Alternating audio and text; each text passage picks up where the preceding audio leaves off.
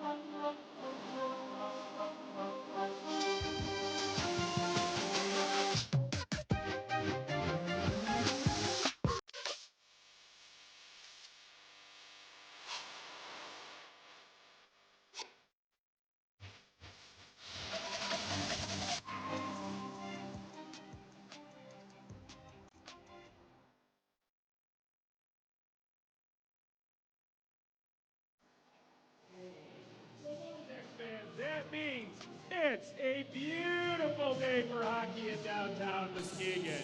Muskegon Lumberjacks fans, are you ready?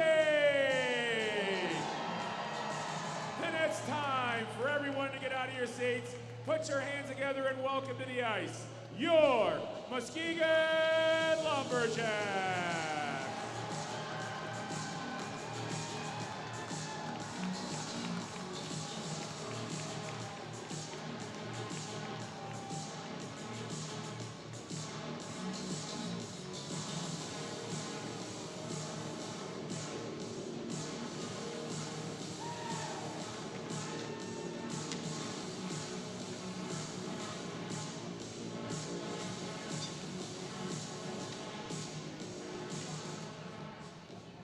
Here's today's IHOP starting lineup for your Muskegon Lumberjacks. Starting at center from Flat Rock, Michigan, number 16, Ty Bergeron.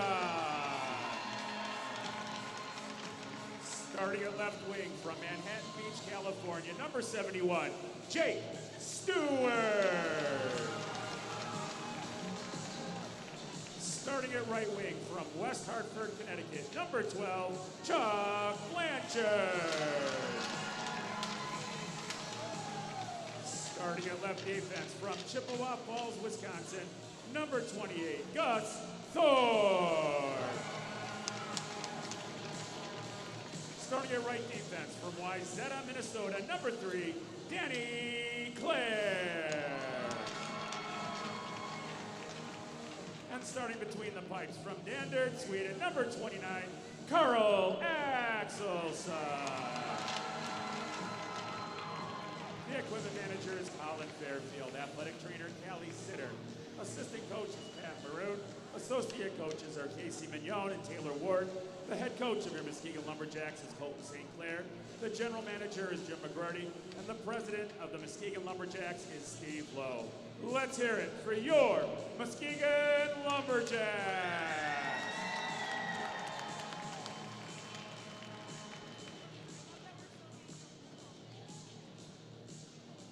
Ladies and gentlemen, at this time we ask that you please rise and remove your hats as we honor our country and the brave men and women serving in the armed forces throughout the world with the singing of our national anthem, performed today by Varsity Voices Muskegon High School Choir.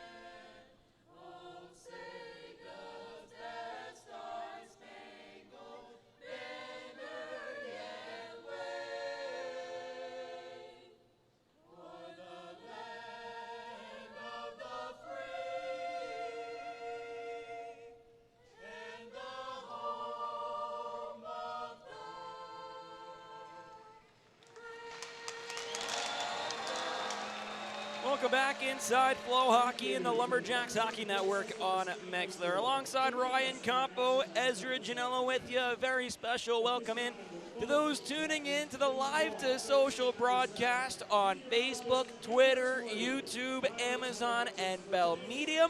It's the USHL Game of the Week between the Muskegon Lumberjacks and Youngstown Phantoms. Let's meet the starting lineups first for the visiting Phantoms of Youngstown. Alexander Svitov on the left, Evan Jardine on the right. Jack Hextall, who scored the shootout game winner last night, he'll take the opening draw, the future MSU Spartan. On the back end, Carter Murphy and Cal Houston, while it's Tobias Tribal who gets the nod from head coach Ryan Ward for the Phantoms. The Lumberjacks here in Muskegon wearing the all-black, black helmets, jerseys, gloves, pants, and socks. They go left to right across your screens and radios today, and they start off with the top unit in the USHL this weekend. Jake Stewart on the left, Chuck Blanchard on the right, the young 2009 birth year Ty Bergeron out of Flat Rock, Michigan. He'll take the opening draw. Gus Thorpe and Danny Clares behind him, and in between the pipes, number 29 out of Standard, Sweden, Carl Axelsson. Bergeron across from Hextall. Lumberjacks across from the Phantoms, and we're officially underway with this Sunday matinee matchup. Face-off won by the Phantoms. Here comes Murphy up the near side. Chipped across the way for Thorpe. Here, far side corner of his own zone, put against the boards by Jardine. Bergeron comes in to help out, comes away with it. He'll lead the rush up the far side, centers for Stewart, near side to Blanchard. Looks back for Stewart, but it's swiped away. Kept in by Bergeron. Down in the corner for Blanchard. Stewart in to help out. Goes across the way. Ty Bergeron corrals it. Sends it right back behind the net where Cal Houston meets it. Near side looks for Svitov. Vukas steps in. Punk escapes the zone. And here's Adam Belusko looking to get it right back in. It's on to Tribal, who turns it aside. Plays off to the far side. And up the ice they go for McKinnon. To the near side, Rusinski. Met by Vukas, down to the corner. Behind the net, Bronco Vukas. Drew Stewart back for Belusko. The middle of the ice, Niles Benson off of his stick. Benson had a goal last night for the Lumberjacks that opened the scoring in the first period. Here's McKinnon near side corner. Taken away by Stewart and across the way, Victor Noringer. Off for Vukas, back to Noringer, and all the way down the ice it goes. Our first stoppage of the game, and icing against the Lumberjacks, a minute 32 in. Things opening up from the start here this afternoon. Took a little bit yesterday to get the legs flowing. It'll be interesting to see some of them 4 games in 5 days, some of them just the back end of a 3-3. So legs to get early, get going. 30, 45-second shifts here will be crucial for both teams this afternoon. Jakub Hesch leans in. Drew Stewart is counterpart near side of the Muskegon zone, and we'll do it again. Hesch will be excused now. Actually, they're going to let him stay because it was an icing call. Sasaki and Zemlichka, the wingers. Stewart still joined by Benson and Noringer. Turns to a battle that comes away with Niles Benson. Softly off the wall to the neutral zone. Here's Matej Tepley. D to D with Wilson and back up the far side. Jean-Samuel Dagnot, hard on his stick, causes the turnover. Now Benson ahead. Noringer, 2-on-2 rush with speed. Drops off. Stewart fires. Trabal got it with the chest. Stewart gets his rebound. Sends it to the near side corner, and the Jacks, they start their line change. Here's Amico to the blue line, but out of the zone. Thomas Maroon sends it back in. Joined up front by Sanderson and Christ. It's played to the near side. Here comes Hamilton. Up the wall and down the ice. Jesse Orlowski gets a piece of it. Axelson goes across the way, though it's taken away by Logan Anderson. Carried back down behind the net to the near side. Anderson met by Clares. Larioza in the area, while the battle continues in the corner. Up the wall it goes Orlowski. Back for Anderson, cuts to the middle, poked away by Larioza. Kept in by Berard, but his shot blocked at the top of the circles. Now Miller, met by Thomas Maroon, taken by Larioza. Clares chases it near side of his own zone. Up the wall and down the ice. Christ gets it below the goal line, and the Jacks, they change all 5. Berard, pressured by Bergeron. Ahead for Svitov, now Vukas on it. Through the neutral zone, here comes Ty Bergeron. Takes a heavy check from Svitov on his way back to the offensive zone. Tepley for Hextall and pushed in. Axelson stops it. That'll be Carl's first save of the game on a shot from the neutral zone. Here's Bronco Vukas. Weaving through his own end, chooses the near side ahead to Blanchard. Onside, looks down for Bergeron. Poked off of his stick. That was a great play by Tepley, and now it's all the way down for Thorpe to receive in his own zone. Flips it across to Vukas. Now Stewart. Clears it down the ice. Not enough mustard for icing. Blanchard hard on the forecheck. Forces Tepley to wrap it around, but it stays in the corner. Houston carries it near side. Back to Tepley across the way. Drew Stewart back on. Victor Noringer. And Niles Benson joins him. Here comes Cooper Simpson. Met by JSD. Throws out in front. A couple of whacks from Jack Hextall. But strong saves from Axelson. And now a 4-on-2 rush. Noringer leads it far side. Centers. JSD tried a nifty backhand pass, but it wouldn't go. Instead, 2-on-1 rush the other way. Simpson.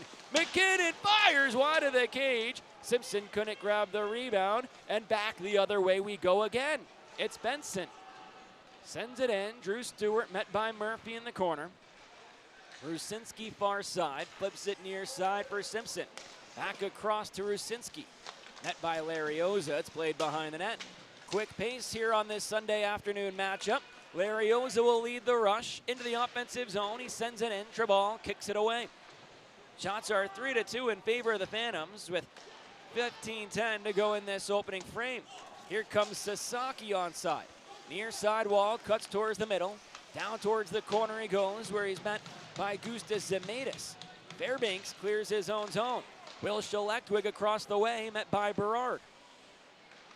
Schlechtwig in the corner, ran into by Hesch. Berard takes it back. Circles around his own zone and slows things down just for a moment. Up the far side, chips it in. Danny Clares in his own zone, near side corner for Gus Thorpe.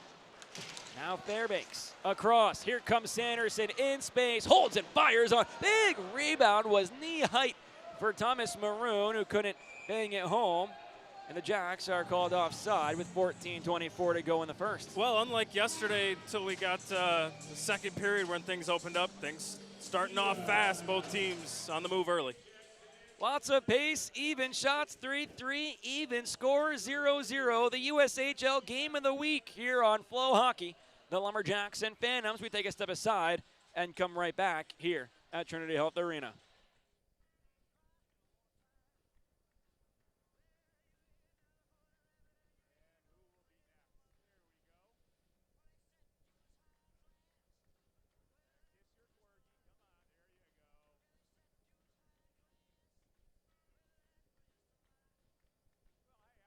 You finally found the perfect car in racing blue. You even got them to throw in the LED fog lights for free.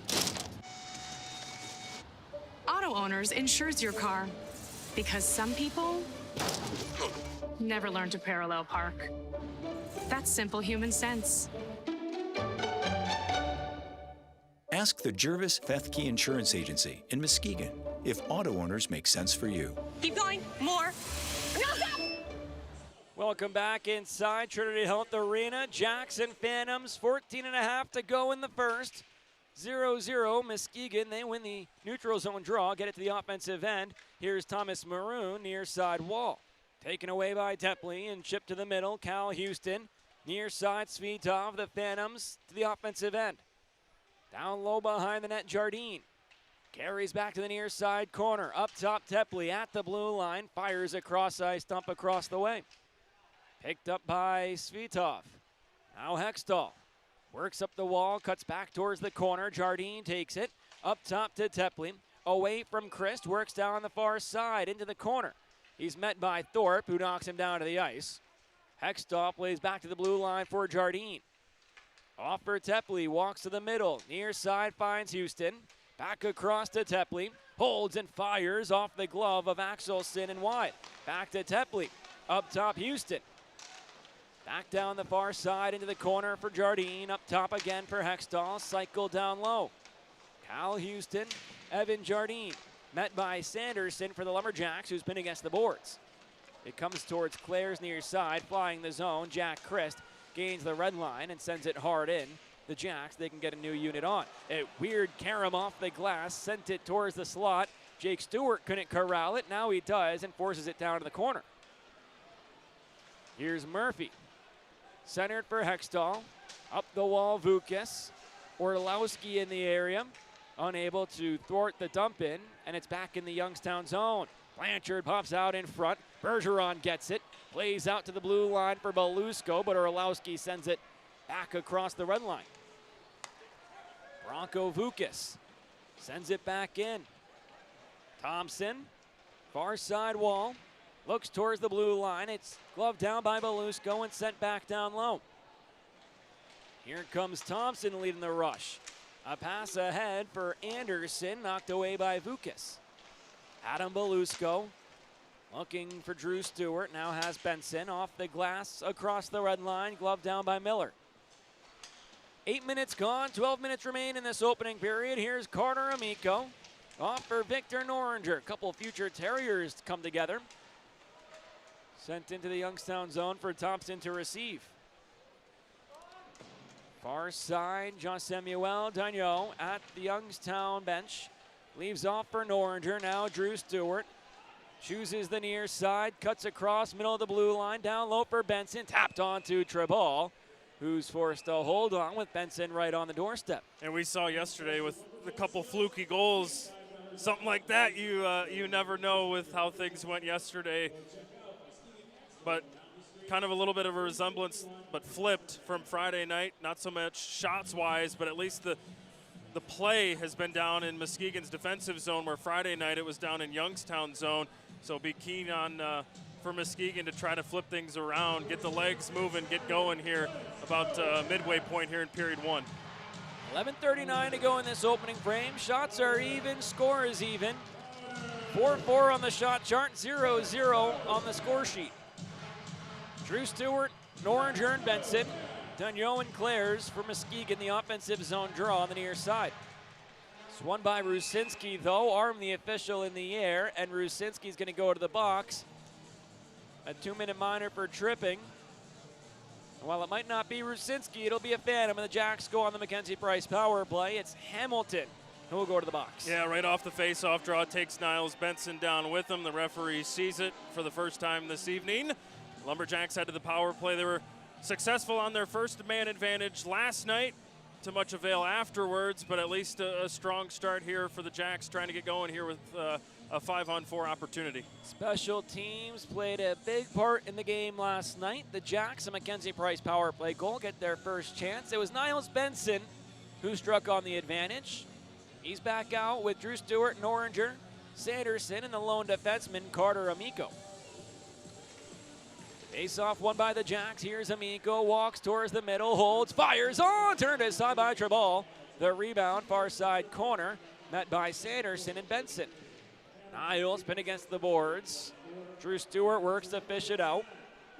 Does so, but now he's pinned against the wall. Picked up by a Phantom and cleared to the neutral zone. Glove down by Amico. Away from Rusinski, right back towards the offensive zone. Benson across the way. Oh, it goes off the skate of Sanderson, and here comes Rusinski the other direction. Taken away by Noringer. Left off for Amico, and the Jacks, they set up a structured breakout. Carter Amico will lead his way up the middle of the ice. Chooses the far side, still with it. Chips off the wall, can't get back to it, but it's kept in by Sanderson on the clearing attempt from Wilson. Far side wall, the battle continues. Comes to Noringer, up top Amico, out for Stewart. Works down the wall. Down low Benson for Stewart.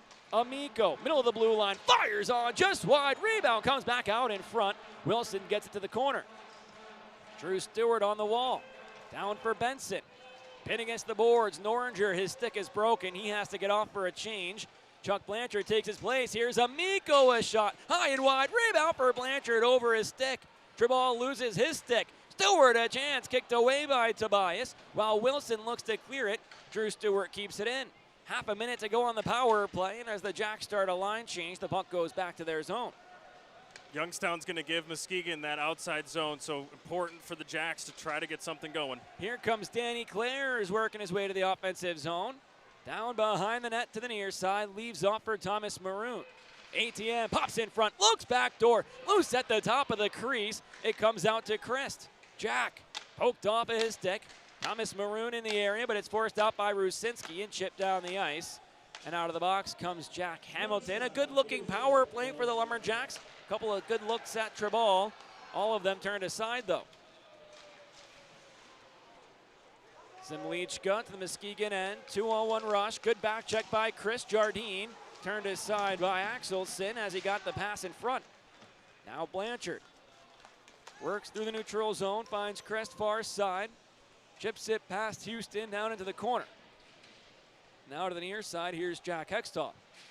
Takes a heavy check from Bergeron, knocking him to the ice. Back to his feet, Hextall looks to keep it away from Bergeron, who gets it down behind the net. Ty dragged down, stays up on his feet. Battle continues between Bergeron and Houston. Down far side corner, Bergeron looks up the wall, taken by Hextall. Jardine clears it all the way down the ice. Is it on target of the net? It is not, so icing called against the Phantoms with 8:38 to go in the opening period. And surprise, it's that third line from the Jacks getting the dirty work done. Jake Stewart, Ty Bergeron, Chuck Blanchard, they've been hot as of late. They wear down this Phantoms group that's out there probably over now a minute. Now you get fresh bodies out there for the Jacks. Take advantage of a tired Phantoms group and get the game's first goal. Noringer, Benson, Stewart. Drew Stewart up front for the Jacks. Vukas and Belusco behind him. Gonna switch up what they want on the offensive zone draws. Noringer goes inside, Benson outside, won by Stewart. Up towards Vukas, but flying through. Jardine clears the zone. Off for Hextall and sent in. Axelson gloves it down and has to hold on with Jardine making his way towards the net. You can hear the whistles. Jardine mixing it up with a couple of Lumberjacks. Bloomfield Hills, Michigan native. A couple of points last night, now 28 in 30 games this season. Fresh off a milestone, hit 104 games last night in the USHL. As the refs separate him from the group of Lumberjacks, we make our way to a media timeout. 0-0, Jackson Phantoms, USHL game of the week. 8.5 to go in the first when we come back.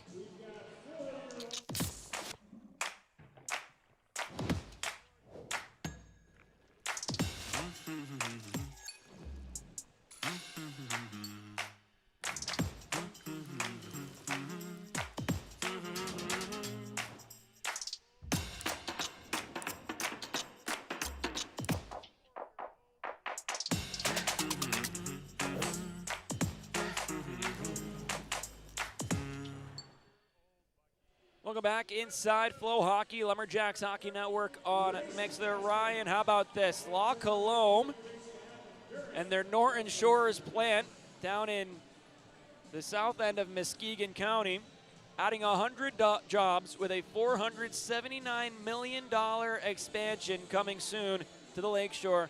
We love to see our big-time partners in La Colombe supporting our community, adding more jobs and investing in the west side of Michigan. Yeah, you love to see it, and it's good on Lacombe for doing what they're doing, getting people jobs here in Muskegon, expanding, which is crucial for an area like this as it continues to grow.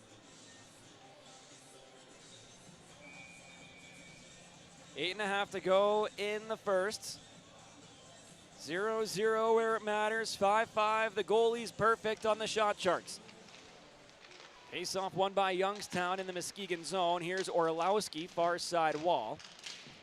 La Colombe, by the way, I'm sure they've got an impact in today's game. Guys need a little caffeine to get going. Third game in a 3-3. Less than 24 hours from the middle matchup last night. That, by the way, needed a shootout to find a winner. They just wanted to go later and later. Here's Wilson down to the near side corner of his own zone. Works to the far side. Now here's Amico ahead. Benson to the offensive end. Knocked down by Anderson. Leaves off for Sanderson. Carter finds the trailer. Thomas Maroon works out in front. Dragged to the ice. The Jacks will go back on a Mackenzie Price power play on a great effort from this unit. Sanderson and Benson working together to find Thomas Maroon, who drew the penalty. And it all started at that play, that tip pass from Benson. He goes back the other way. Sanderson looking for a high guy, that F3 as we check out the M-Live replay. Sanderson looking for somebody, ATM. You know he's not afraid to put his shoulder down, go hard to the net, does that. And Muskegon back to the power play for the second time here this afternoon. What's that song I quoted in the pregame show? Like, I go hard in the mother effing paint. The Lumberjacks have a lot of guys that like to go hard in the paint. Thomas Maroon, one of them. It works out to a Mackenzie Price power play. He stays on for the unit. Here's Chris from the slot. A quick shot, but a quick glove save for Trabal shuts it down. Aggressive out of the crease, aggressive out of the face-off draw there. A loose puck comes right to Jack Christ. So elusive, stick handling, great shot. We saw right there from 19. Chuck Blanchard leans in. Thomas Maroon and Chris joined up front by Nate Larioza. Danny Clares on the back end. Chris, a great effort, keeps it in. Wraps it to the near side for Larioza on the wall. Back down for Blanchard and across the way, Crest. Up top for Clares, it comes out of the zone. With McKinnon on his heels, he makes his way back to the offensive end. Near side, wraps it around far side. Crest the first one on it. Back down behind the net. Taken away by McKinnon, near side. Gets it out of the zone, but not down the ice. Thomas Maroon carries it back behind his own net. Here's Nate Larioza, near side of the offensive zone. Buck 15 to go on the Mackenzie Price power play. Battle continues. It's Jakub Hesch pinned against the boards. Down to the corner for Blanchard. Tepley across the way, wraps it back to the near side. Larioza couldn't meet it on the wall, and the Jacks will get their next unit on about halfway through this advantage. Much more aggressive from the penalty kill that we've seen all weekend from Youngstown, pressing the Lumberjacks, thinking they have time and space, not this time around. Sanderson, Noringer down low, puts the brakes on up top for Benson. Great stick by Jack Hextall. Knocked the pass down the ice. Benson looking for his second power play goal of the weekend. Here comes Carter Amico to the offensive zone. He'll lead the rush. Cuts down towards the goal line, but it's poked off his stick by Murphy. And sent all the way down for Axelson to get behind the net. Carl, stretch pass for Benson. Niles works across the red line, leaves off for Stewart. Drew, down to the corner.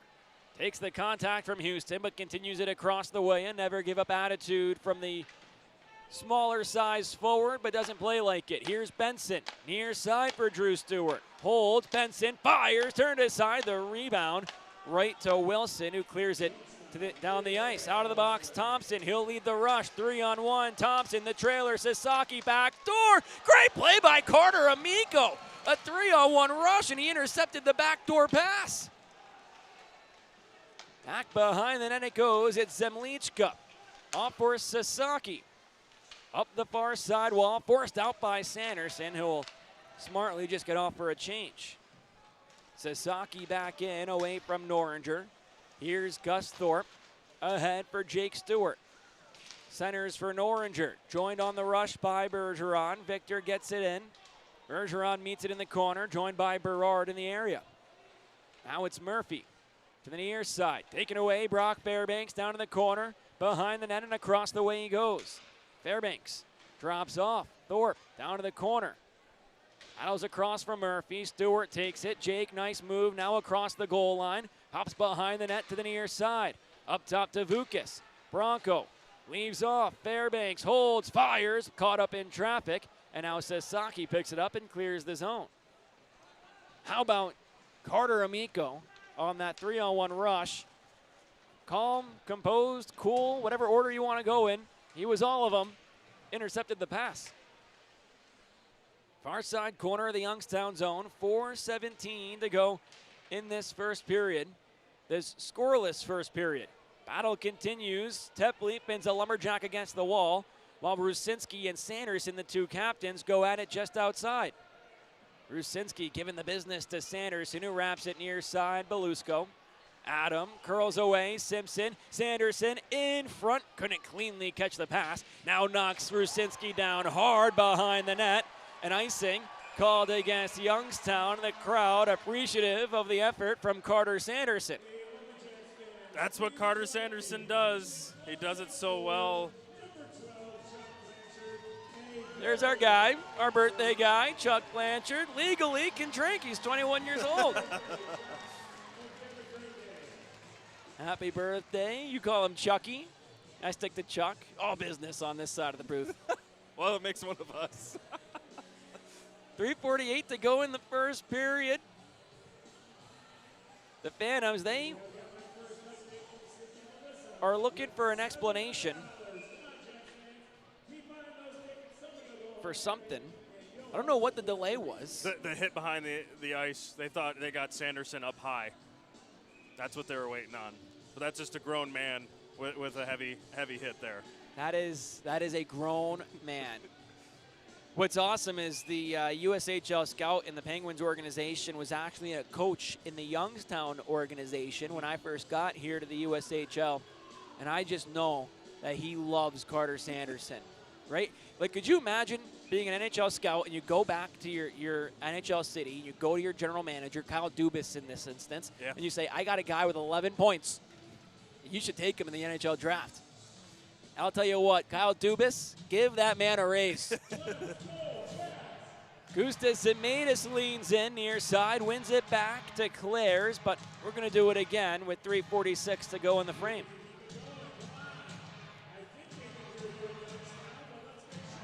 Gustas joined by Schlechtwig and Fairbanks. Pushed forward by Goose. Across the way, here's McKinnon. Clears the zone. Fairbanks meets it. Rusinski to the offensive zone. Works on Claire's. A pretty move, but he couldn't finish the toe drag as Claire's knocks Rusinski to the ice. Now Zemaitis over the red line. Poked off his stick. Comes back to Larioza and across the way, Schlechtwig.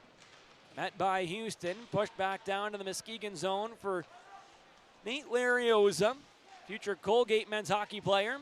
Zemaitis wraps it around, and the Jacks can start a line change. McKinnon pinned against the boards by Schlechtwig. Blanchard, fresh on the ice, gets it back to the corner, but it's taken by Houston, and now here's Tepley. Back to Houston. The two-play pass in their own zone. 3 minutes to go in the frame. Here comes Jack Hextall. Up the near side of the ice, works on Amico.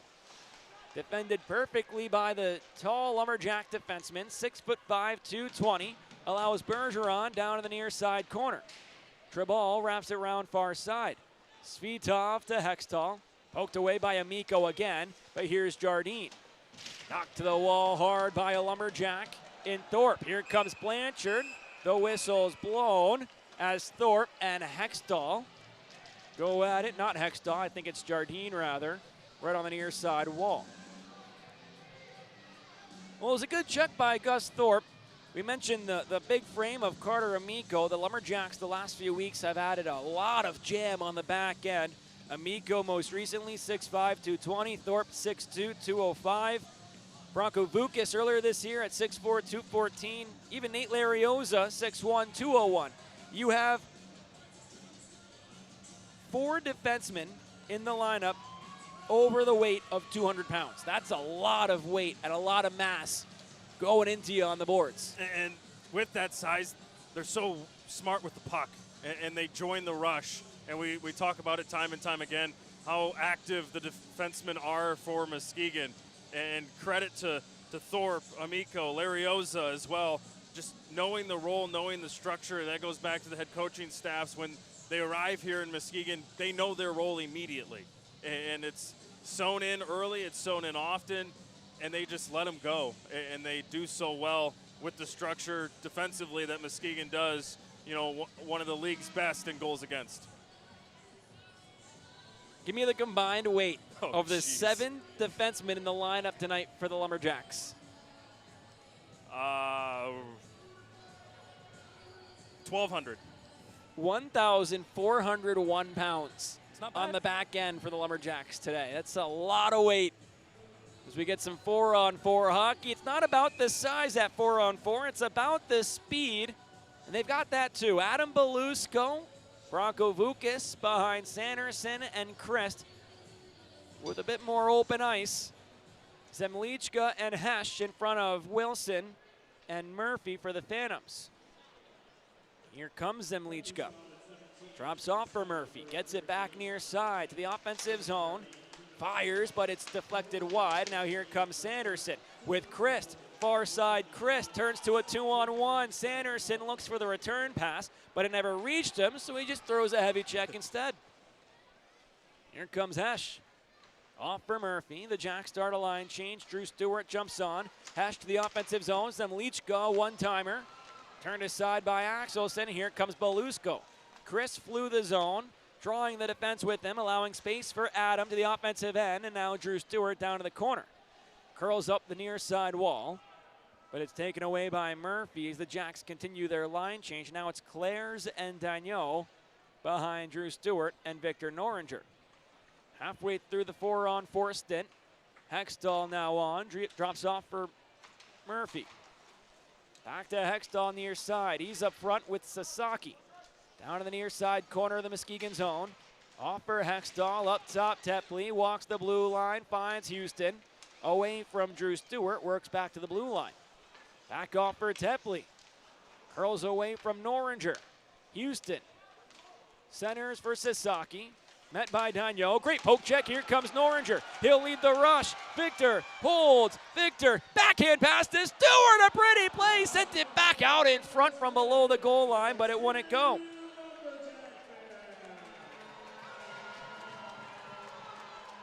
Back to the offensive zone, Noringer. Fired on, and Treball makes the glove save. How about the immediate impact from JSD, not in the lineup last night, comes back as we check out the MLive replay, just out of the reach of Drew Stewart. Smart heads-up play, trying to maybe bank it off the pad of Treball with how active and how aggressive he is coming out of the crease. Plays the puck very well. Stewart trying to go to his backhand there, but nonetheless. 9 seconds to go at 4-on-4. 42.9 seconds to go in this scoreless first period.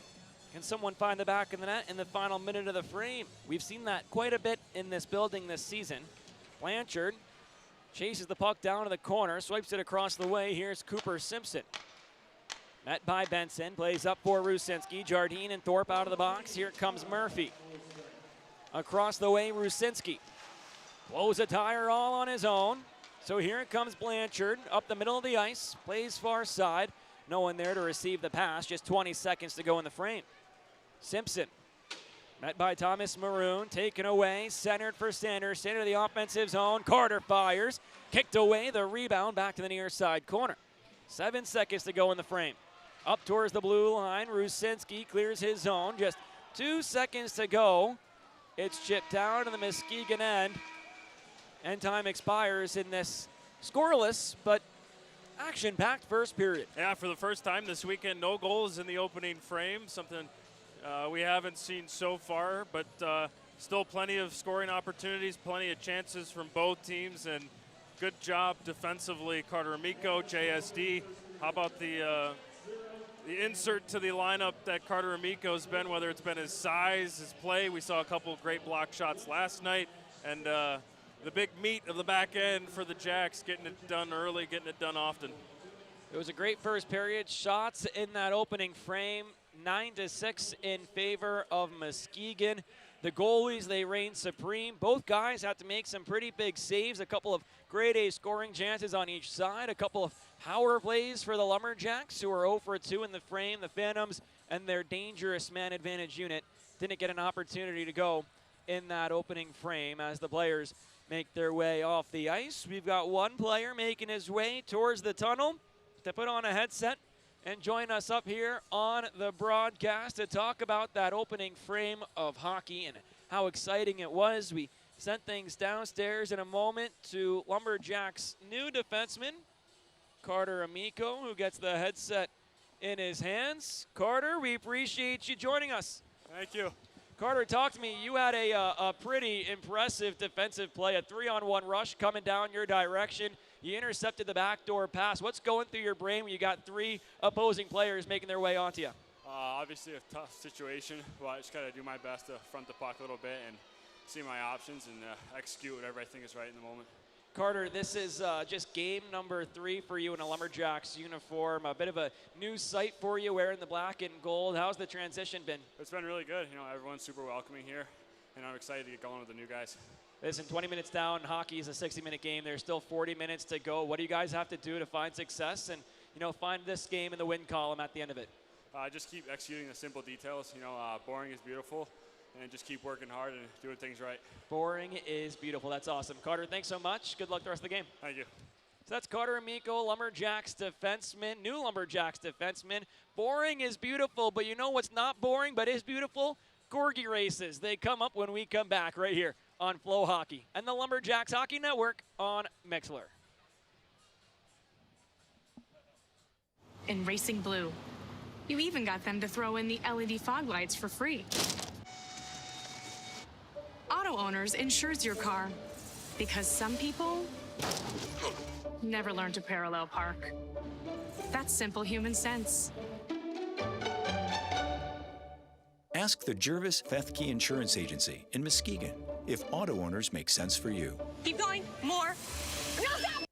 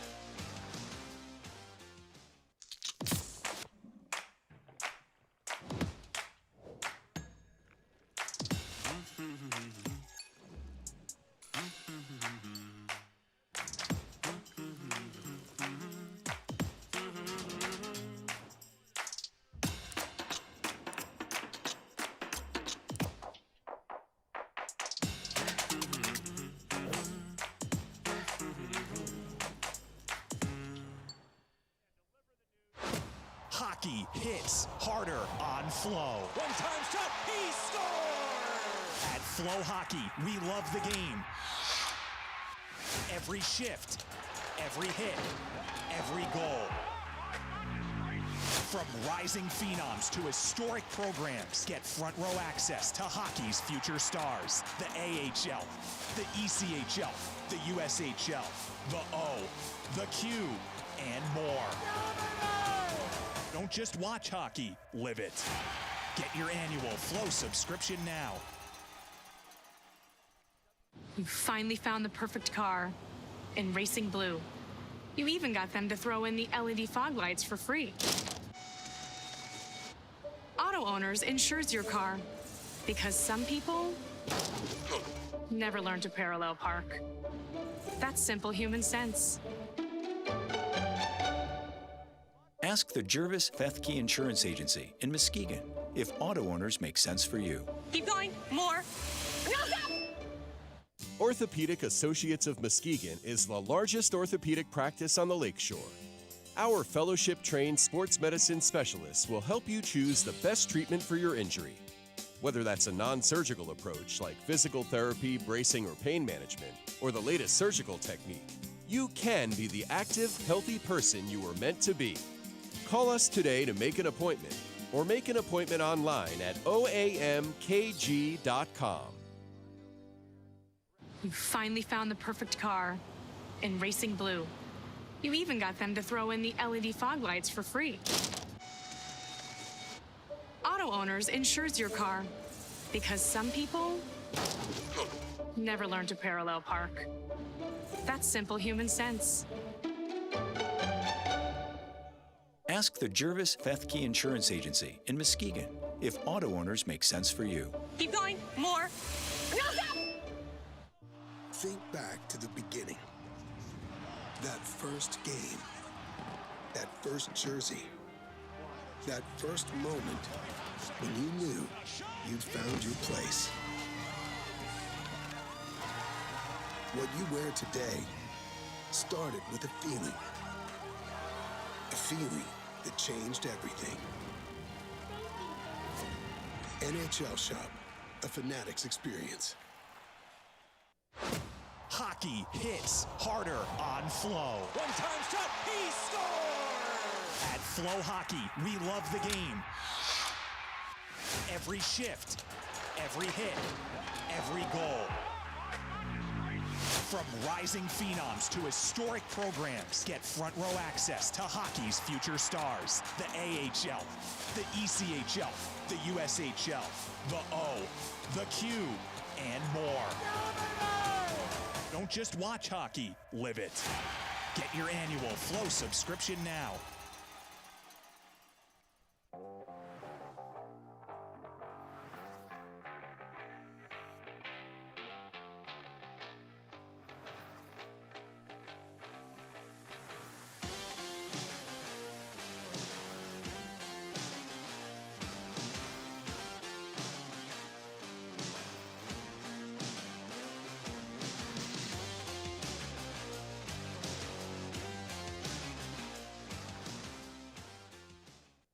Shirts.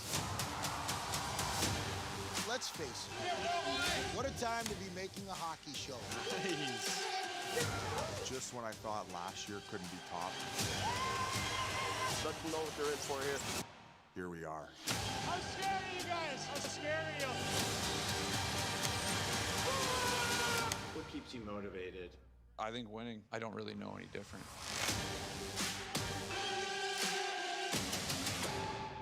You finally found the perfect car in racing blue. You even got them to throw in the LED fog lights for free. Auto Owners insures your car because some people never learn to parallel park. That's simple human sense. Ask the Jervis Fethke Insurance Agency in Muskegon if auto owners make sense for you. Keep going. More. No, stop!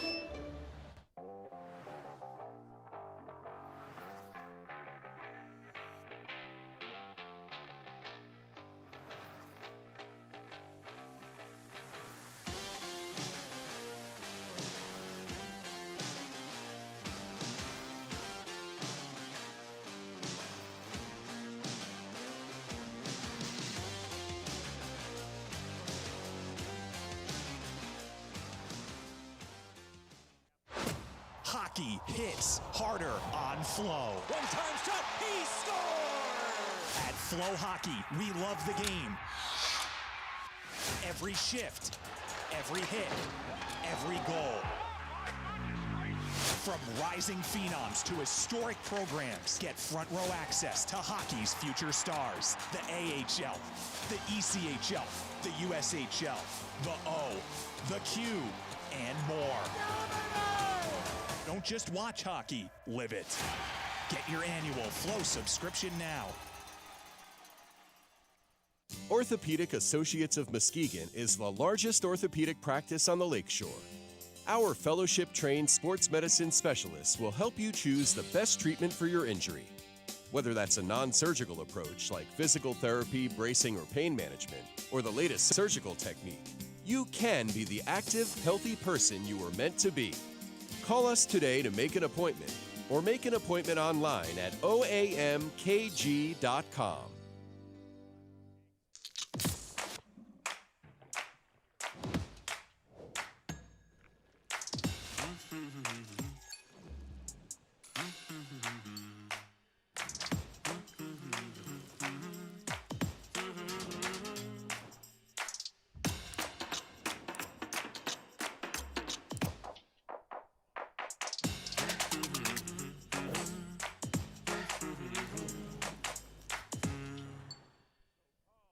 Watch this.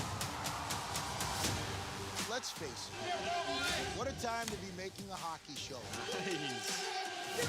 Just when I thought last year couldn't be topped, Let them know what they're in for here. here we are. How scary are you guys? How scary are you? What keeps you motivated? I think winning. I don't really know any different.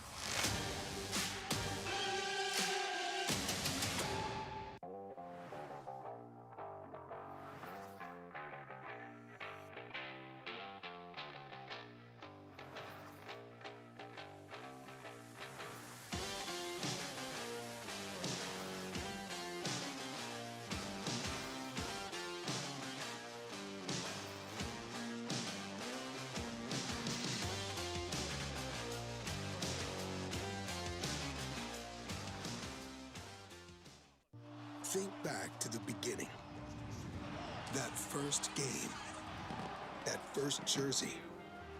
That first moment when you knew you'd found your place. What you wear today started with a feeling. A feeling that changed everything. NHL Shop, a Fanatics experience. Hey, Lumberjacks fans, Ezra Janello, joined by maybe the hottest Lumberjack right now, Drew Stewart. Drew, you've been red hot as of late, another 3-goal weekend for you. Kind of talk to me about the recipe for success as of late. Yeah, I mean, I think it's all credit to my teammates, obviously. Just they're finding good lanes, and, you know, I'm kind of benefiting from that, but they're playing really well, so I guess I'm benefiting from that as well. Drew, you're heating up at a time where goals are coming at a premium for the Lumberjacks. You guys kind of ended that dry spell on Saturday night with a 4-2 win over top, or 4-1 win over top the 17s. But how big is that, being able to contribute at a time where, you know, not a lot of success is coming on the offensive end, not for a lack of effort, it's just the balances weren't going your way. Yeah, I think obviously it's a numbers game, so you get to the net and it'll start going in, and, you know, it can be frustrating if guys aren't producing at a high pace. I mean, we're comfortable with doing that. We're used to doing that, so it can be frustrating, but I think we just get pucks to the net, and we find the inside of the ice, and it'll just kind of start to fall for us. So, I mean, we do that, and stuff starts going our way. And you know what? The USHL is such a unique league where you have 8 teams in your conference, and 6 of them make the playoffs, right? So third place in the conference, you're in a really great spot starting the second half of the season, 30 games into it. What's an expectation that you have, you know, going through that playoff run last year as a Lumberjack and winning that Clark Cup, and now finding yourself in pretty much the same situation you were at this time last year? Yeah, I mean, obviously the goal is to be the best. You know, we want to be number one, and sitting at 3 right now, I guess it's a little bit motivation, you know, to keep pushing, you know, to get that top spot. You know, that bye weekend is obviously a big deal, but we know it's not like the end-all be-all. Last year we were the 4 seed, and, you know, that ended up working out well for us. So I think it's just like the process of getting better every day, and, you know, don't get too caught up in the standings, but, you know, like, you still want to push to be the best. Yeah, and finally this weekend, you see Cedar Rapids. Now this one could be a pretty emotional one for you. You started your junior hockey career in Cedar Rapids. This is the final regular season meeting between Muskegon and the Rough Riders, which means it could possibly be the final time you play against Cedar Rapids here in the USHL. Are you excited? Is it something that, you know, you've been a Lumberjack for so long it doesn't really matter anymore, or what's kind of going through the brain? Yeah, obviously I feel this one a little bit. You know, it's a lot of during the week working hard. You know, it means a little bit more, I guess, you know, coming from there. You spent the whole year there, and that'll never go away, like my time there. So really want to win this one, and, you know, it'll be a good barn burner this weekend. Well, you're hot at the right time for it. Drew, thanks so much for coming up. Thanks. Good luck this weekend. Thank you. You finally found the perfect car in racing blue. You even got them to throw in the LED fog lights for free. Auto Owners insures your car because some people never learn to parallel park. That's simple human sense. Ask the Jervis Fethke Insurance Agency in Muskegon if auto owners make sense for you. Keep going. More. No, stop! Hockey hits harder on Flo. One-time shot, he scored! At FloHockey, we love the game. Every shift, every hit, every goal. From rising phenoms to historic programs, get front row access to hockey's future stars. The AHL, the ECHL, the USHL, the O, the Q, and more. Don't just watch hockey, live it. Get your annual Flo subscription now. Welcome back inside FloHockey, the Lumberjacks Hockey Network on Mixler. Trinity Health Arena, Ezra Gianello, Ryan Campo. A special welcome into those tuning in on social media, Facebook, Twitter, YouTube. What else are we missing? Oh, Amazon Prime and Bell Media. Pretty cool night or day today. USHL Game of the Week. And Ryan, we've been treated to a good game, a goaltending duel, which is exactly what we expected to see. Yeah, the physicality has stayed true throughout the entire weekend. But to your point, two of the best goaltenders in the league. It's kind of what you expected, a 0-0 stalemate. And, yeah, both teams, although successful opportunities, haven't found the back of the net. And if you do, keep the puck. Keep the puck, because these are two very good netminders. Let's take a look at what I'm sure is a very quick highlight package from that first period, full of, I'm sure, a lot of physicality. Yeah. Well, we'll start with a save first. And while the goalies have not been tested too much, shots 9-6 through the opening frame, they have faced a couple grade A scoring chances, but really it's the physicality and the battle between the blue lines that I think we've seen more than anything else. Carter Amico said it best. Boring is beautiful, and sometimes that's how you got to win a game. You know, good teams find different ways to win, and we've seen it done time and time again from Muskegon as we check out the beautiful stick check there from Carter Amico. Nothing boring about that play. No, electric, especially a 3-on-1. You think, this with who was out there for Youngstown, you think, this is probably going in the back of the net. But a couple block shots last night. Here's Drew Stewart with an opportunity. Just goes away from his stick. But yeah, that's you weren't kidding with how quick the package was. But that's where we're at, and that's what we're doing. Yeah, a fun first period. Yeah. We're having fun up here. I'm sure the fans are having fun downstairs. How about an upset downstairs, huh? Grimm. Yeah. The Corgi race. Reba back-to-back Corgi race champion. Grimm says your reign is no more. His first here in the USHL, Corgi champion. Maybe he can go up against the Wiener Dog race winner from Sioux Falls later in February. But congratulations to Grimm. A good ending to the first intermission as we get set for the second period. We take a look at the USHL out-of-town scoreboard. We're already a period through our game, but no one else has started just yet. Also in the Eastern time zone, the USNTDP under-18 team closes out the weekend set against the Green Bay Gamblers. Last night, the 17s, an overtime win. Carter Meyer, 2 goals in the game, 1 in the final dying stages of the third period, and the overtime winner. So some heroics, late game heroics from Meyer, the future Boston Terrier. Over in Sioux City, the Musketeers play host to the Waterloo Blackhawks, while the Sioux Falls Stampede play host to the Lincoln Stars. An Eastern Conference pair of games to close out this Sunday night docket. Dubuque is in Cedar Rapids in the Dupaco Cowbell Cup matchup and battle of the Imon Ice Arenas, while Chicago pays a visit north to Madison and the Capitals at Bob Suter's Legacy 20 Arena Middleton. All but one game in the USHL today can be found on the official live stream partner of the league, FloHockey. This one, the game of the week. Jacks and Phantoms, 0-0, 20 down, 40 to go. We'll be back for the second period right here on FloHockey and the Lumberjacks Hockey Network on Mixlr. You finally found the perfect car in racing blue. You even got them to throw in the LED fog lights for free. Auto Owners insures your car because some people never learn to parallel park. That's simple human sense. Ask the Jervis Fethke Insurance Agency in Muskegon if auto owners make sense for you. Keep going. More. No, stop!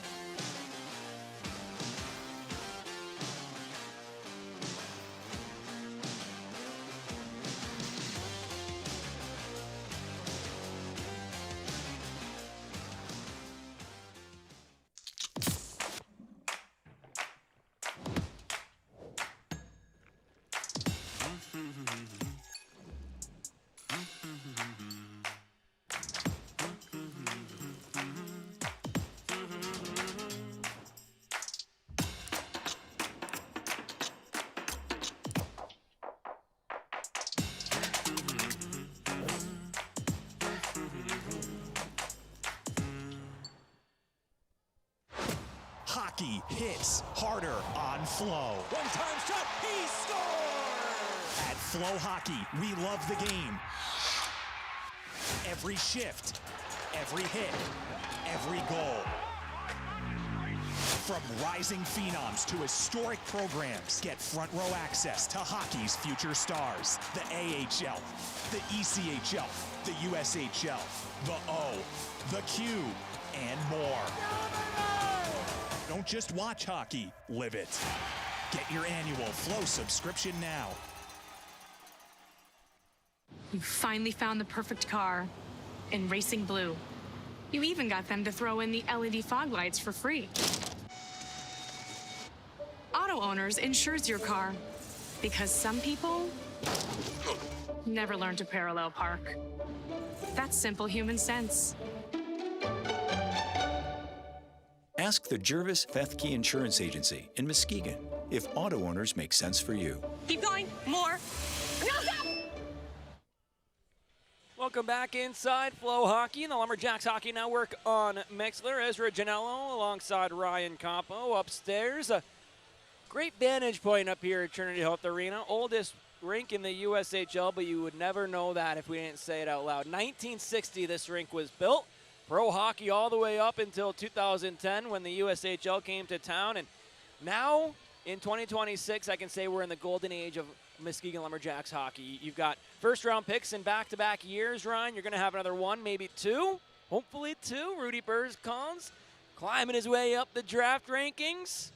A lot of fun times as of late here in this building. Yeah, and you go off that to the Clark Cup Championship last year. Now looking to repeat as champs, but a big second period penalties aplenty yesterday or last night for the Jacks. Got to stay away from that here in the middle frame. Bergeron, Jake Stewart, Blanchard up front for Muskegon. Bergeron wins the draw. Jacks go right to left. Here's Blanchard. A chance goes high and wide.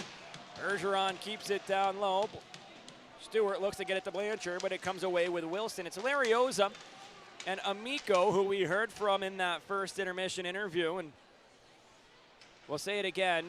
Boring is beautiful, Carter Amico. That's the quote of the day. as the Jacks find themselves deadlocked 0-0 with Youngstown in this last matchup of a 3-3. A long, busy week of USHL action. These teams led the way. 3 Phantoms, 4 Lumberjacks at the 2026 Chipotle All-American game. Our first stoppage of the frame comes with 19:19 to go in the frame, and offside against Youngstown. 4 Lumberjacks players, 5 Lumberjacks staffers in the building. Colton St. Clair, the head coach of the white team. Pat Maroon, the guest coach of the blue team. Callie Sitter, the athletic trainer. Colin Fairfield, equipment manager, both on the bench with Colton on the white side. I was in the broadcast booth upstairs. So it's a 4-4 for 9 Lumberjacks this afternoon. Here's Gus Thorpe near side. Works up the middle of the ice. It's taken away by Cal Houston. Now Tepley sends it in. Axelson behind his net. Plays far side for Clairs. An errant pass intended for Thorpe finds Rusinski, and Axelson got a piece of it with the blocker. Clairs, a rare errant pass off of his stick. He gets it back in the corner. Plays ahead for Noringer. Victor takes the check from McKinnon and curls back down low. Now up the wall. Centers softly looking for Benson, but it's Simpson who takes it away. Sent back in. Axelson leaves it for Clairs. Danny across the way for Thorpe. Now Benson. Taken away by McKinnon. Rusinski centers. McKinnon backdoor. Unable to pull the trigger was Zemlichka as it comes back to Clairs near side. Houston keeps it in. Rusinski sends it down low. Zemlichka met by Thorpe. Pinned against the boards. 2 big bodies come together while Rusinski takes it away. Ryan Rusinski, the captain, drafted by Buffalo, snaps his stick, has to drop it, didn't in time. Well, here comes Drew Stewart. A spin move, cuts towards the goal, pops out in front, turned aside by Treball as the net comes off. We'll see if they allow Youngstown to change. They will not. But how about Drew Stewart?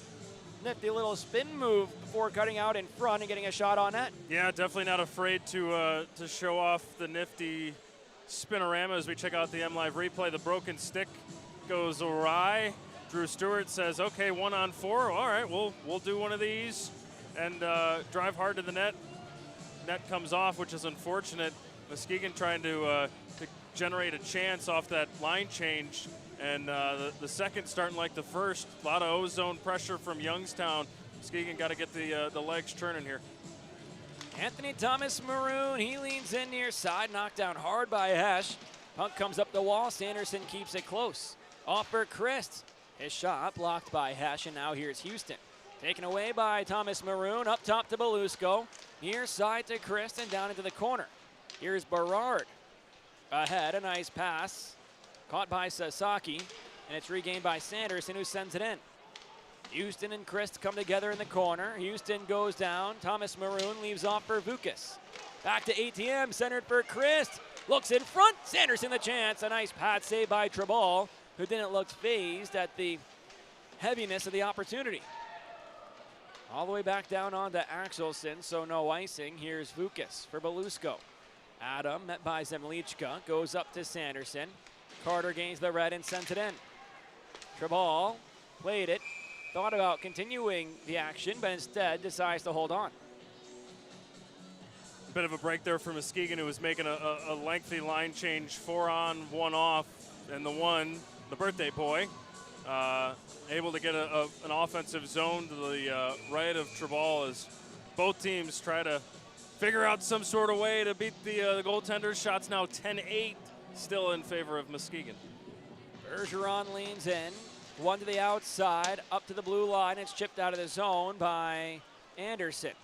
Dagnon sends it right back in. Treball stops it behind the net, plays up the wall. Out of the zone, Amico gets it. Shakes off the check from Orlowski and knocks him down to the ice. Now here's Blanchard for Bergeron. Tie, back to Blanchard, now far side to the offensive zone. Chuck down to the corner, wins the race. Though it's taken away by Murphy. Behind his own net, goes across the way. At the blue line, Jake Stewart sends it back down low. Physicality ramping up. That's Jesse Orlowski's game as he loses his stick, throws a check onto Stewart. Amico knocks down his counterpart. Ryan Ward on the Youngstown bench wants a call. He's not going to get it. It comes away with Bergeron. Tapped for Jake Stewart. Swipe to the near side. Wilson gets it back, and here comes Jack Hextall. 3-on-1 rush. In front, Jardine. Fired, but blockered aside by Axelson. Amico got his glove back, but still has no stick, while Hextall up the far side, forced out of the zone by Drew Stewart. Heavy check from Benson knocks Tepley to the ice. Hextall right back in, taken away by Dagnon. JSD takes a bump, but knocks Hextall to the ice. Here's Wilson, walks the blue line. Tepley fires way high and wide. Hextall gets it near side of the blue line. Down low for Jardine. Up top to Wilson. Across the way, Tepley. Amico has a stick. It's Noringer's stick. Two future teammates at BU helping each other out. Here comes Drew Stewart. He'll lead the rush. The offensive zone. He sends it deep.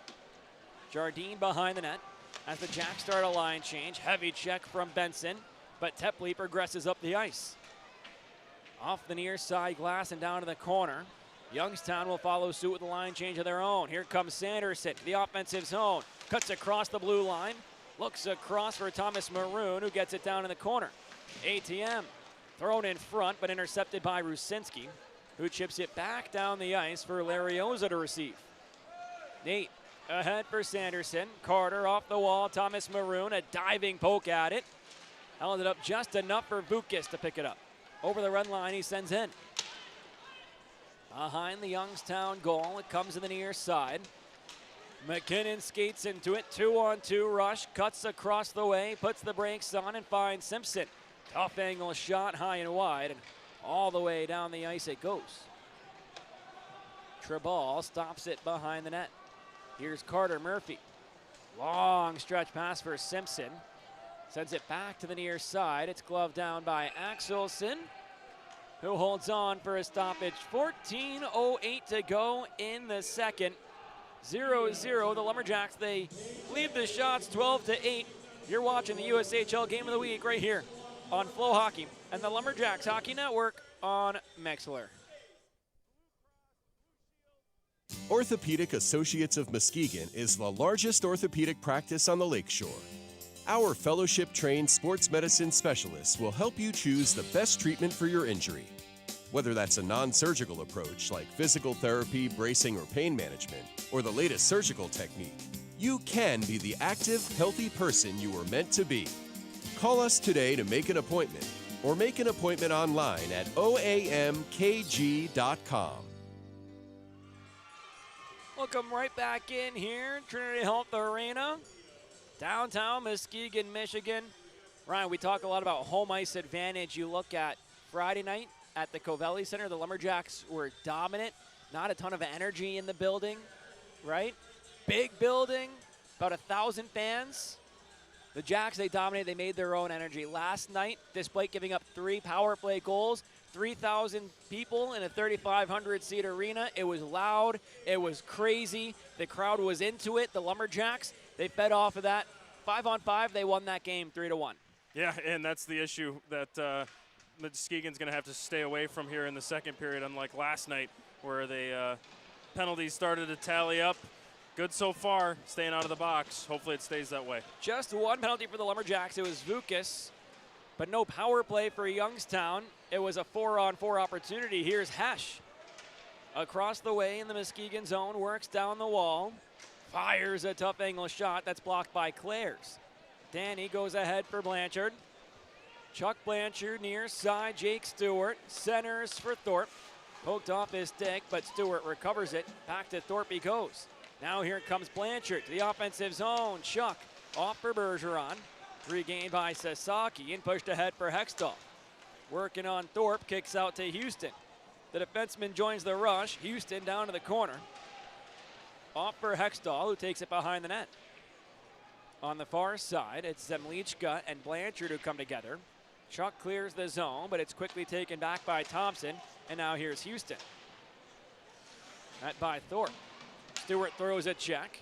Here comes Fairbanks, fresh on the ice, leads the rush. Back door, his pass knocked down by Thompson, who sold out to shut it down. Hextall couldn't catch the pass. Here's Fairbanks, middle of the slot, fires, but Thompson got his stick in the shooting lane. sent the puck out of play. Ryan, we talked a lot about the goaltending matchup. These are two of the top goalies, but in this game, in this league, Axelson and Treball. We've seen a lot of success from international goalies as of late. You even go back to last year.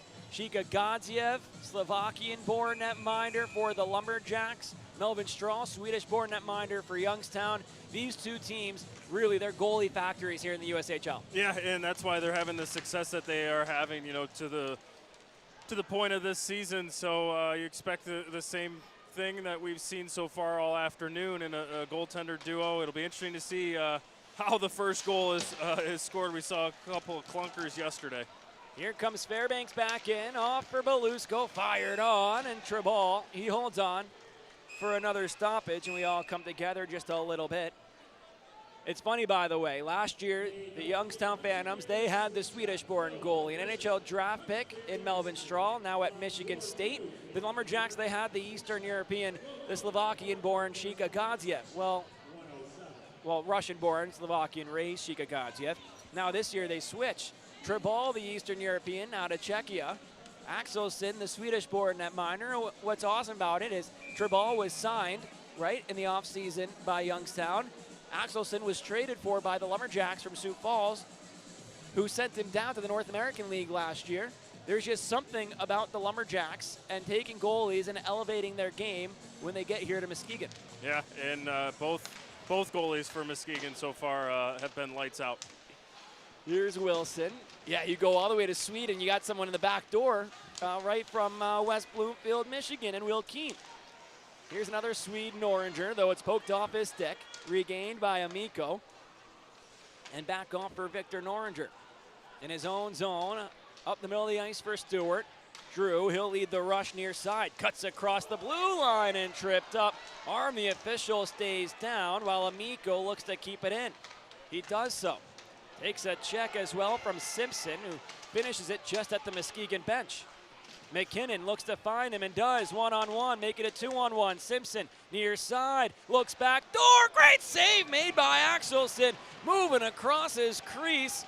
Got the puck and held on for a stoppage. Great job there, Amico, taking the shooter.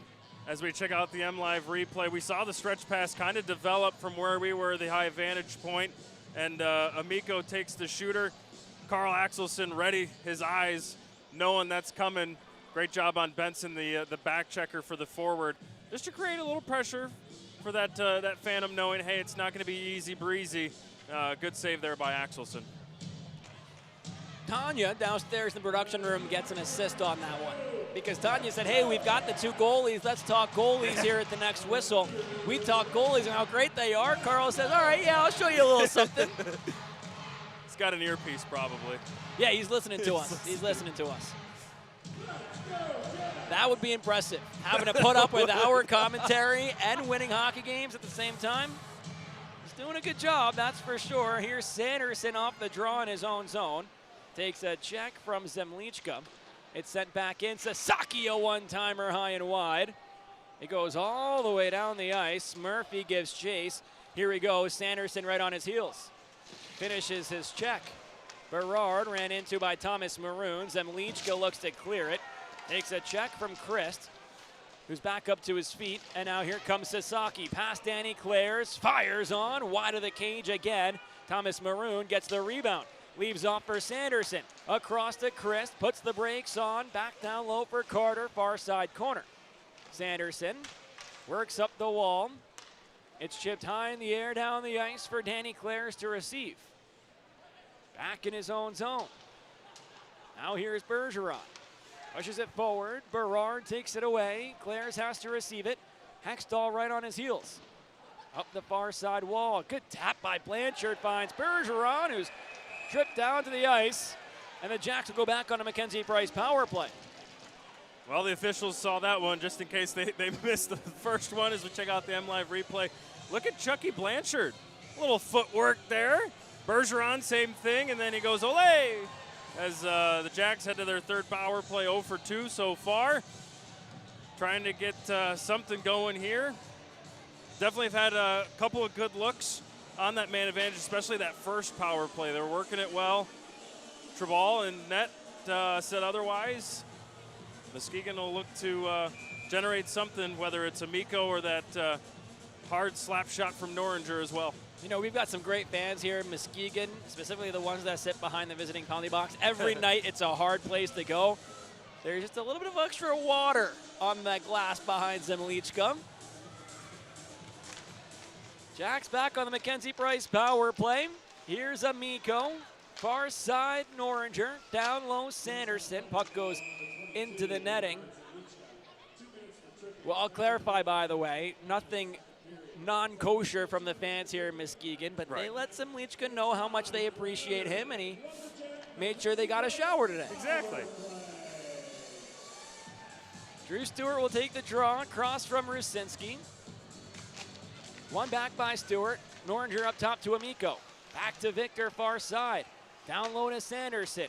Up top, Noringer. Walks down the wall, gives it back to Sanderson in the corner. Noringer again. Centers, Amico. Holds and looks. Near side, Stewart. Down low to Benson. Pushed on to Tribal. Amico the rebound. Tribal gets his glove on top and holds on strongly for the stoppage. Youngstown going back to that conservative look, letting Muskegon try to set up something to the outside. Check out the MLive replay of this scoring opportunity down low to Benson. Great stick work, or skate to stick work there. And how about Carter Amico? Watch, he starts that play top of the circle. Watch him sneak down that far side. If Benson catches that puck cleanly, that's an easy backdoor pass to Amico, who works down the middle of the ice. Yeah, Amico looking for his first goal here in a Jacks uniform. Holds on at the blue line, walks to the middle, poked off his stick by Hextall, but a great recovery by Amico as he's knocked to the ice. Keeps possession in favor of his team. Here's Benson right back in, steps in and leaves out to Stewart. Drew in front, Benson gets it behind the net. Back up top to Amico. Offers Stewart and across to Noringer. 1:07 to go on the Mackenzie Price power play. Here's Sanderson, pinned to the boards by Houston. Back to the far side for Noringer. Victor walks, looking, fires. Yakubesh got in the shooting lane and it goes out of play. Both teams very active sticks in the defensive zone. We see another example of it there. As the Jacks new unit getting a talking to before they head out. Try to get the first goal of this one. 55 seconds left on the man advantage. The third one of the afternoon for the Jacks. Blanchard will center it. Larioza lines up as a forward alongside Thomas Maroon on the wings. Players in the back end with Christ. It goes off of the referee and sent all the way down the ice. That was Bruce Vita Jr. that took it off his hip. Oh, and he and Houston are having a conversation about it.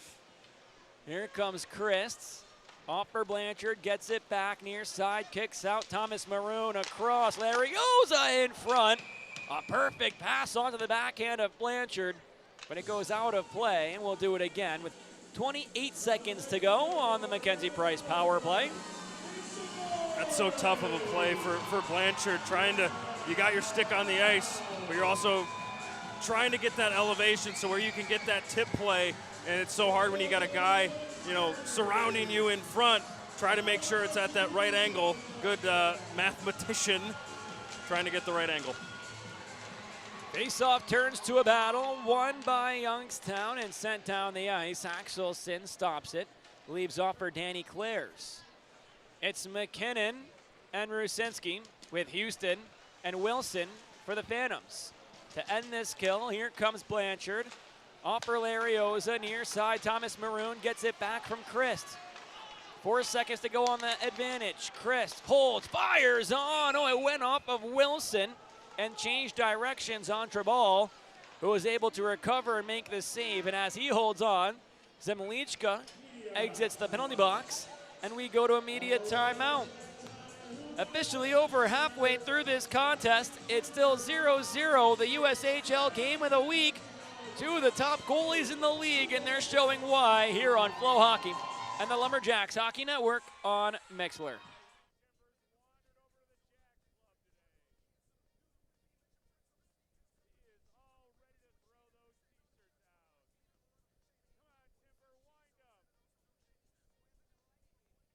Think back to the beginning. That first game, that first jersey, that first moment when you knew you'd found your place. What you wear today started with a feeling that changed everything. NHL Shop, a Fanatics experience. Welcome back inside Trinity Health Arena. FloHockey, the Lumberjacks Hockey Network on Mexler. Alongside Ryan Campo, Ezra Janello with you. 8.5 to go in the second. Shot 17-9 in favor of the Lumberjacks, who have dominated this second period on the shot chart. But Tobias Tribal and Carl Axelson find themselves in a good old-fashioned goalie duel. Face-off won by Youngstown in their own zone. They quickly progress up the ice. Behind the net, Thorpe to the near side for Noringer. Victor swipes it high in the air. Benson across the way. Over the center ice logo, looks for Drew Stewart. The two couldn't connect, though. Stewart intercepts the pass. The offensive zone, he goes far side, fires on, and Tribal says, lower your voice. It's going to be an easy glove save. Yeah, heads up play there by Stewie to get that pass, kind of an errant pass from the Phantoms, one that we really haven't seen much of this weekend just because of how good they are in the transition game. Heads up play, good on Stewart using his speed to get the outside, and Tribal almost made it look easy, if you will, just looking it right into the glove, and holds on for no further play. It's Bergeron with Blanchard and Stewart. Ty will take the draw. We've seen this trio rotate in the face-off circle. This time it's won by Youngstown. Here's Sasaki. Looks to clear the zone and does. Up to Jakub Hesch, but taken back by Bergeron, who sends it in. Ty has gone confident in bunches as of late. Nifty move between his own feet on that last play, but now here's Hesch across the way. Zemlichka pushes on. Axelson made the save, his 10th on 10 shots this evening. Here's Hesch up the wall. Tepley near side. Houston cycles it down low. Zemlichka in the corner, taken away by Bergeron. Ty takes a check, keeps possession, and it's cleared out by Blanchard. Tepley sends it right back in. Near side corner, it's Vukas on it. Bronco curls back to the near side, finds Jake Stewart on the wall. Off for Ty Bergeron, over the red line, now the blue. Looks to cut towards the middle, but it's poked off his stick. Dagneau, a good step in the neutral zone, shut down the rush for Youngstown, while Bergeron looks to send it in. It's a hand pass against the Lumberjacks. Long shift for that group, but to no avail. Trying to get the game's opening goal in this one. Both teams to trying to figure out a way. Space is limited. Boring's beautiful, but you also got to at least score one goal to win a hockey game. Face-off won by the Lumberjacks. Here's Dagneau. Up the near side, Anderson. Battle continues. Here comes Zemaitis across the way. Fairbanks, Belusco off for Schlechtwig. Turns and fires. Tribal got it just with the toe pad at the bottom of his pad. It's kept in by Schlechtwig, but here's Cal Houston. Off the wall, Orlowski taken away by Fairbanks. JSD back in his own zone. Ahead for Schlechtwig.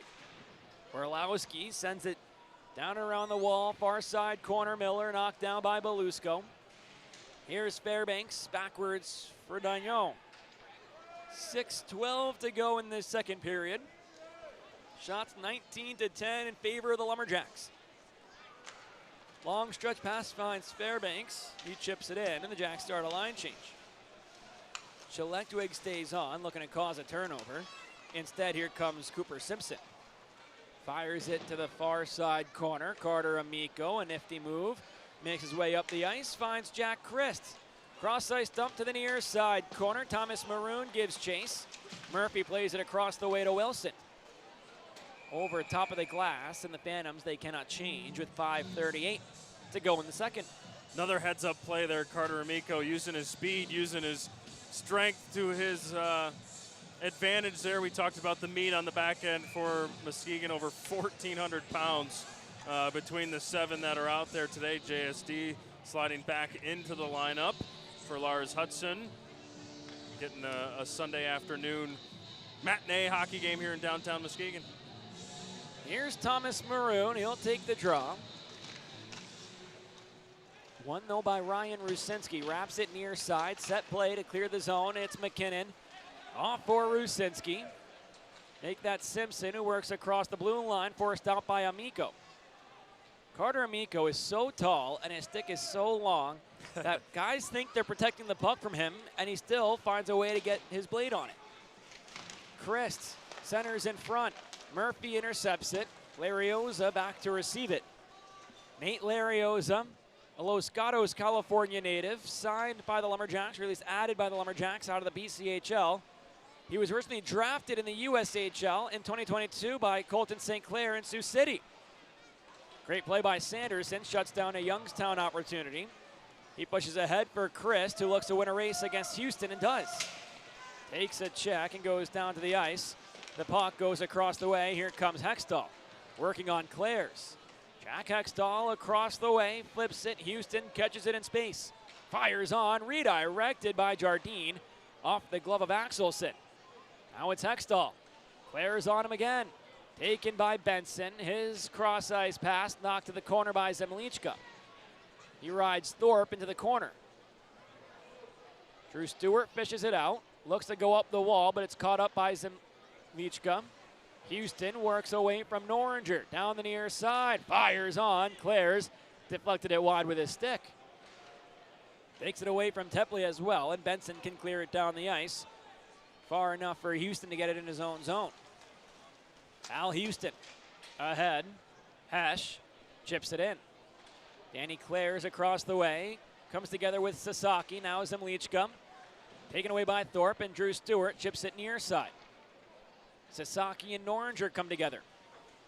Thorpe looks to clear it. Berard keeps it in. Fires a shot. Axelson made the save despite a screen out in front.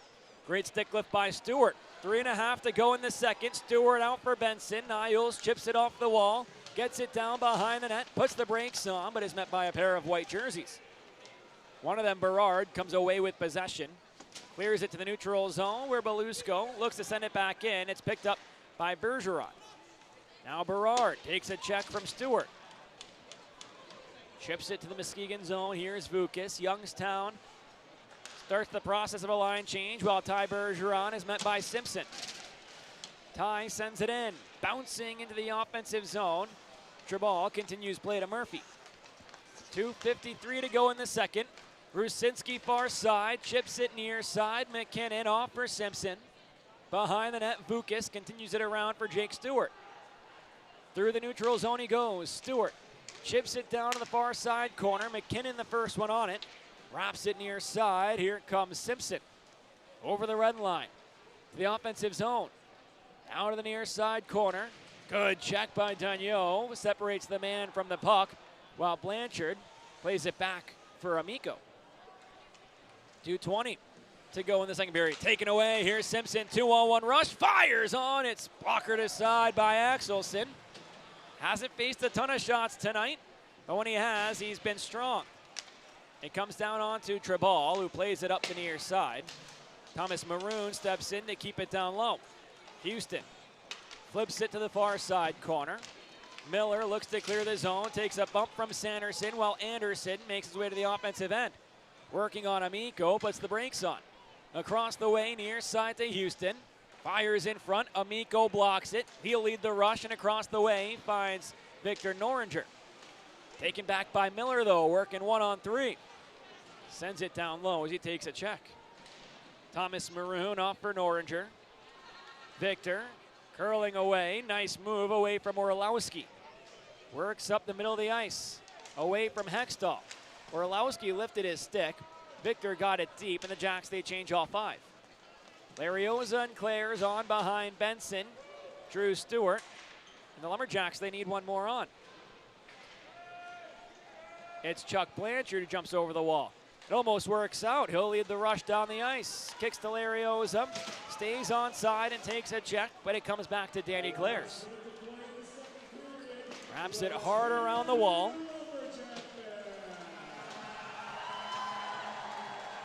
Chipped high in the air down the ice.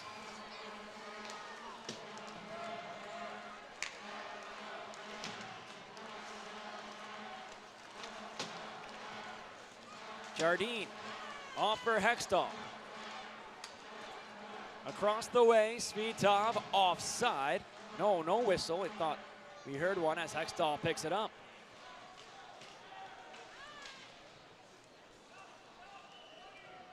Here comes Thorpe up the near side over the red line. Sends it in. Houston takes it away. 15 ticks to go in the period. Here comes Jardine. Defended perfectly by Thorpe. Jardine got behind him. Thorpe and Vukas work together to shut it down. Bergeron knocked down from behind. Arm the official goes up in the air. And as the buzzer sounds, the Lumberjacks would go on the power play to start the third period. That was a bit of a late development. And good no retaliation there by Muskegon. I know Vukas was looking out for him, trying to just to make sure, hey, he got his number. Still 20 minutes left, but nonetheless, Muskegon will start fresh sheet of ice. I think is also crucial. You're not working with dirty ice, as the boys give a little glove tap to 29 and Carl Axelson for his efforts. 13 out of 13 saves, while Tobias Strabal 20 for 20. Both goalies perfect so far here in the first 40 minutes of this one. And a deadlock, what we expected from two of the top goaltenders in the entire USHL. Well, we'll see what kind of penalty comes to start the third period. It is Wilson who's going to sit in the box for knocking Bergeron down from behind. Presumably, it'll just be a 2-minute minor for Wilson, but as they put it up on the clock, it is not Wilson who sits in the box. Rather, it's Zemlichka again, who will go to the box for the Phantoms. Well, the second intermission is here, which means we're set for another player interview, and we're joined downstairs by the birthday boy, Chuck Blanchard, had a strong period. His unit has been strong all weekend. Blanchard alongside Bergeron and Jake Stewart. Chuck, thanks so much for joining us. Yeah, thanks for having me. How you doing? Good thing. Oh, good. Thanks. Appreciate the ask. Well, Chuck, that was an interesting second period. A much different night than last night. Deadlocked 0-0 through 40 minutes. Yeah. How awesome is it to have a guy like Carl Axelson who can keep you in these goaltending duels? Yeah, I mean, he's doing a great job. He's been so good for us all year. I think we've been lucky to have both him and Keener, but this afternoon he's been doing a great job. So I think we got to pick up our play in front of him a little bit, but yeah, he's doing great. Chuck, that was, we mentioned an interesting period. It's your birthday today. I'm sure there's no better birthday present than 2 points in the standings. Yep. What do you guys have to do to make sure that you get your birthday wish? I think we lost our identity a bit there. So, looking to get back to that, get it behind their D, work it and start making a little more plays on offense. But I think ultimately it starts offensively. So, we're going to figure that out at the intermission here and then get back to it in the third. Well, we appreciate it, Chuck. Happy birthday. Good luck in the third. Thanks, guys. Appreciate it.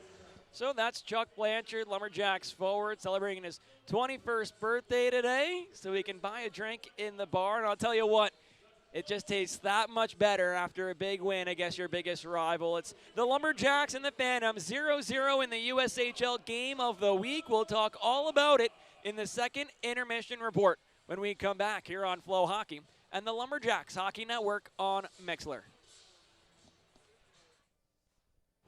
In Racing Blue, you even got them to throw in the LED fog lights for free. Auto Owners insures your car because some people never learn to parallel park. That's simple human sense. Ask the Jervis Fethke Insurance Agency in Muskegon if auto owners make sense for you. Keep going. More. No, stop! Think back to the beginning. That first game, that first jersey, that first moment when you knew you'd found your place. What you wear today started with a feeling that changed everything. NHL Shop, a Fanatics experience. Hockey hits harder on Flo. One-time shot, he scores! At FloHockey, we love the game. Every shift, every hit, every goal. From rising phenoms to historic programs, get front row access to hockey's future stars. The AHL, the ECHL, the USHL, the O, the Q, and more. Don't just watch hockey, live it. Get your annual Flo subscription now.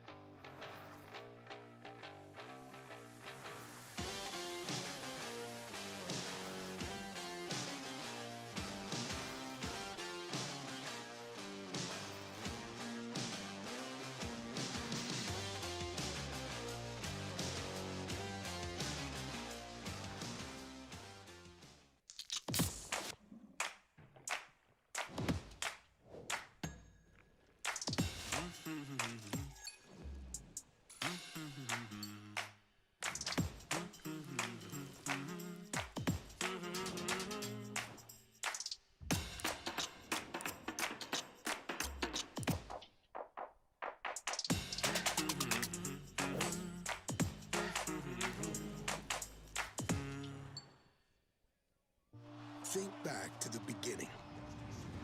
That first game. That first jersey. That first moment when you knew you'd found your place. What you wear today started with a feeling. A feeling that changed everything. NHL Shop, a Fanatics experience. You finally found the perfect car in racing blue. You even got them to throw in the LED fog lights for free. Auto Owners insures your car because some people never learn to parallel park. That's simple human sense. Ask the Jervis Fethke Insurance Agency in Muskegon if auto owners make sense for you. Keep going. More. No, stop! Man, I miss working from home. Tell me about it. I work great from home. Home crowd loved it. I collaborate just fine from home. What's full on home ice? I like the environment more. I think I'm more productive at home. Sizzle it! Some say there's too many distractions at home. All right, maybe that one's true.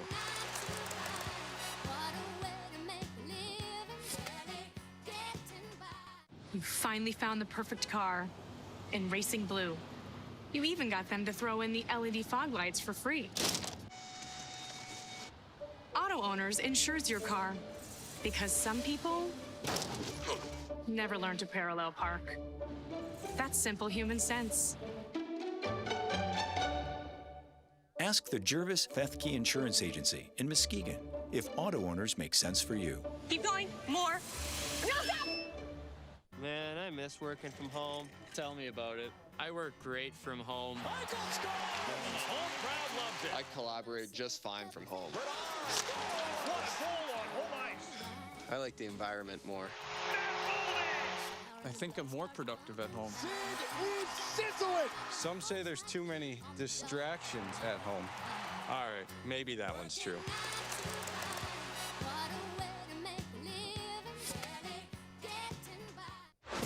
Hockey hits harder on Flo. One-time shot, he scores! At FloHockey, we love the game. Every shift, every hit, every goal. From rising phenoms to historic programs, get front row access to hockey's future stars. The AHL, the ECHL, the USHL, the O, the Q, and more. Don't just watch hockey, live it. Get your annual Flo subscription now.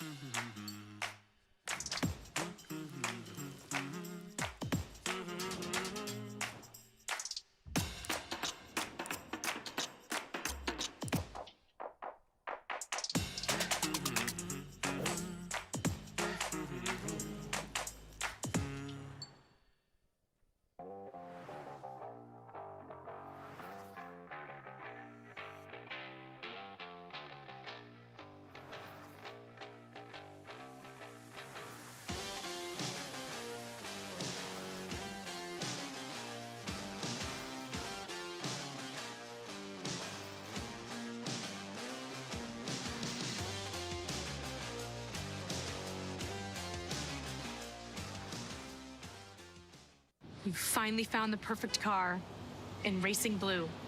You even got them to throw in the LED fog lights for free. Auto Owners insures your car because some people never learn to parallel park. That's simple human sense. Ask the Jervis Fethke Insurance Agency in Muskegon if auto owners make sense for you. Keep going. More. No, stop! Think back to the beginning. That first game. That first jersey.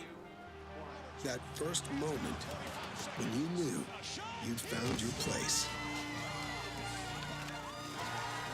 What you wear today started with a feeling. A feeling that changed everything. NHL Shop, a Fanatics experience. Hockey hits harder on Flo. One-time shot, he scores!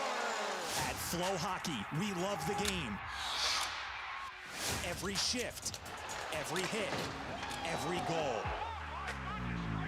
From rising phenoms to historic programs, get front row access to hockey's future stars. The AHL, the ECHL, the USHL, the O, the Q, and more. Don't just watch hockey, live it. Get your annual Flo subscription now. Welcome back inside Trinity Health Arena, FloHockey, Lumberjacks Hockey Network on Mixler. Ezra Janello, Ryan Campo. Ryan, getting treated to a good game here, the USHL Game of the Week. It's all about the goalies, though. I know a couple of people are very happy about that. Some people might say no goals, no fun, but boring is beautiful, in the words of Carter Amico. We've had a beautiful game in front of us. Yeah, just like UC Saro says, no goals. And we've had couple of dazzling opportunities from both sides, but it's the young men between the pipes that have stole the show, which we kind of expected. And the third period, a lot of guys probably in the second intermission doing what you're doing, popping a nice little energy drink. Yeah, La Colombe. I mentioned it earlier. La Colombe, great partner of ours. Nearly $500 million investment coming in Norton Shores and adding more jobs in the area. La Colombe and Chobani. So the guys here in Muskegon, not only do they get draft lattes, so I've got the triple caffeine cold brew naturally, 4 and 4 in 4 different cities, or 3 different cities. But we also get protein shakes downstairs, too. Nice. Unfortunately, I'm all out of the peppermint mochas up here in the broadcast booth, but, you know, I can go with the triple any day of the week. And the guys, I'm sure, are doing what they got to do to get the blood pumping, right? For some guys, that's listening to a certain song. Some guys, that's eating things like M&Ms, which are great with the chocolate and the candy coating so they don't melt in your pocket or your hockey bag. Some guys, maybe it's getting yelled at by Colton St. Clair, right? Whatever you got to do to get your blood going, it's a 0-0 game. You win the period, you win the hockey game. Just same situation as last night, and just a completely different 40 minutes of hockey that precedes it. Let's take a look at the highlights from that middle period, which I can't imagine there's too many of them. I'm sure the highlight package in the second period last night was longer than all the highlights put together from tonight's game. Yeah, much longer than what it was last night. But still, love that chance by Drew Stewart. The opportunities Muskegon has had, it's come off rushes like that. Guys putting their head down, and you talked to Chuck Blanchard saying, you know, I thought it was interesting that he said they thought that they got away from their identity. And I'm interested to see what adjustments the staff, the boys make in between periods of trying to get back to that. They've certainly had their fair share of opportunities on the power play. They haven't had a shorthanded chance yet, which I think is crucial given the fact that Youngstown made them pay going 3 for 5 a night ago. But any opportunity they did have, it's been a lot of Carter Amico. JSD, I thought's played really strong as well, not being in the lineup a night ago. He's penciled back in. He's done smooth, something that we've expected and what we've seen really all year from JSD. I think quietly, Carter Amico has had the biggest game of the weekend that he's had, right? This is his third game as a Lumberjack after making his way to Muskegon. He arrived in this building on a Wednesday. Right, he's already played 3 games with this new team. I think he's looked better and better as the weekend has gone on. And it's really exciting to think about where the Lumberjacks will be with Amico on the back end come April, May, when you're battling for another Clark Cup championship. So the roster is pretty much set for what's going to be an exciting second half of the season, and you're seeing him get more and more comfortable. He's had a strong game. That guy has had a really strong game. Drew Stewart has been red hot for the Lumberjacks as of late. His former team, they're going to see if they can stay red hot. The Cedar Rapids Rough Riders, they are behind the Lumberjacks in the standings in 5th, but there's a nice big gap of 7 points between Muskegon and Cedar Rapids. So you see that the big boys up top in the Eastern Conference, a big gap, which is really where the top of the Western Conference is, and then the rest of the East, which is a pretty tightly contested race right now, right? Like that race for spots 5 and 6, it's a 4-team race in the bottom of the Eastern Conference. Let's take a look at the out-of-town scoreboard around the USHL. It's 1-0 in favor of the Green Bay Gamblers on the road, taking on the USNTDP, the under-18 team today after falling in overtime last night to the 17s. 20 minutes in Sioux City, 1-1. The Musketeers tied up on home ice with the visiting Waterloo Blackhawks. And the last 3 games have yet to start. They'll start momentarily in about 12 minutes or so. Sioux Falls on home ice taking on the Lincoln Stars. Cedar Rapids on home ice taking on the Dubuque Fighting Saints. And then the Madison Capitals protect the Bob Souters Legacy 20 Arena Middleton against the Chicago Steel. 2 teams that'll play in new buildings next year. Madison building a new rink. I think it's a little closer to downtown Madison, but not quite in the city. While Chicago, they're becoming city folk. They are moving downtown Chicago, Fifth Third Arena. The arena actually looks like it's nearly complete. Looks beautiful on the inside, a little smaller than Trinity Health Arena, but should have a good atmosphere nonetheless. It's a lot of fun around the USHL. It's good times around junior hockey. It's great times here in Muskegon, especially today. The USHL Game of the Week. Jacks and Phantoms. It might as well just be Axelson and Treball. A goaltending duel, 0-0 through 40. Third period action. It comes up when we come back right here on FloHockey and the Lumberjacks Hockey Network on Mixlr.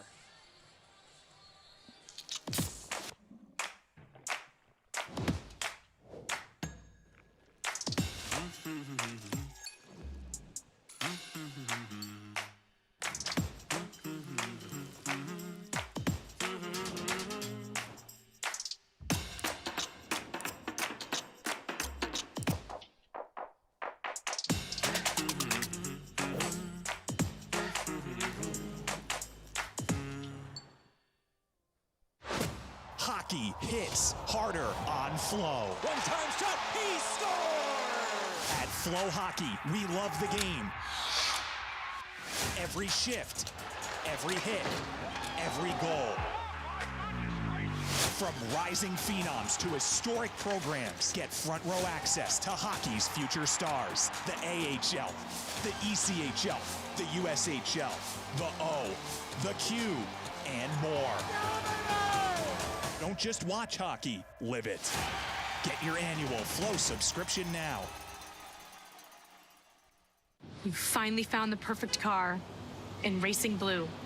You even got them to throw in the LED fog lights for free. Auto Owners insures your car because some people never learn to parallel park. That's simple human sense. Ask the Jervis Fethke Insurance Agency in Muskegon if auto owners make sense for you. Keep going. More. No, stop! Welcome back inside Trinity Health Arena. There's the captain, and there's the alternate captain, Drew Stewart. He's had a strong 40 minutes. He's had a strong 2 games so far this weekend. He looks to get his team back into the win column and win this weekend series against the Youngstown Phantoms. Alongside Ryan Campo, Ezra Janello. Ryan, you were judging me in that second intermission. You said you ate a bagel, you ate a slice of pizza. What's next? Ryan, you got to do what you got to do to get going. And for me, pizza, that's my thing. Pizza and a La Colombe. The guys on the ice, hopefully they did their thing to get their blood pumping. And free steak. And free steak. I don't think we're going to get that today. You never know. You never know. It's slim, but you're saying there's a chance, and it starts with the Lumberjacks here on the power play to begin the third period. Zemlika in the box. That penalty as time expired in the second. Muskegon looking for the icebreaker here. Third power play opportunity. Fourth power play opportunity of the game. They had one in that second. Power plays looked good. Tobias Treball, he's looked better. Jacks go Left to right across your screens and radios this third period. Here comes Drew Stewart to the offensive zone. Kicks out to Benson. Back down to Stewart, but it bounces over his stick. He slows it down just enough for Benson on the wall. Now Amico.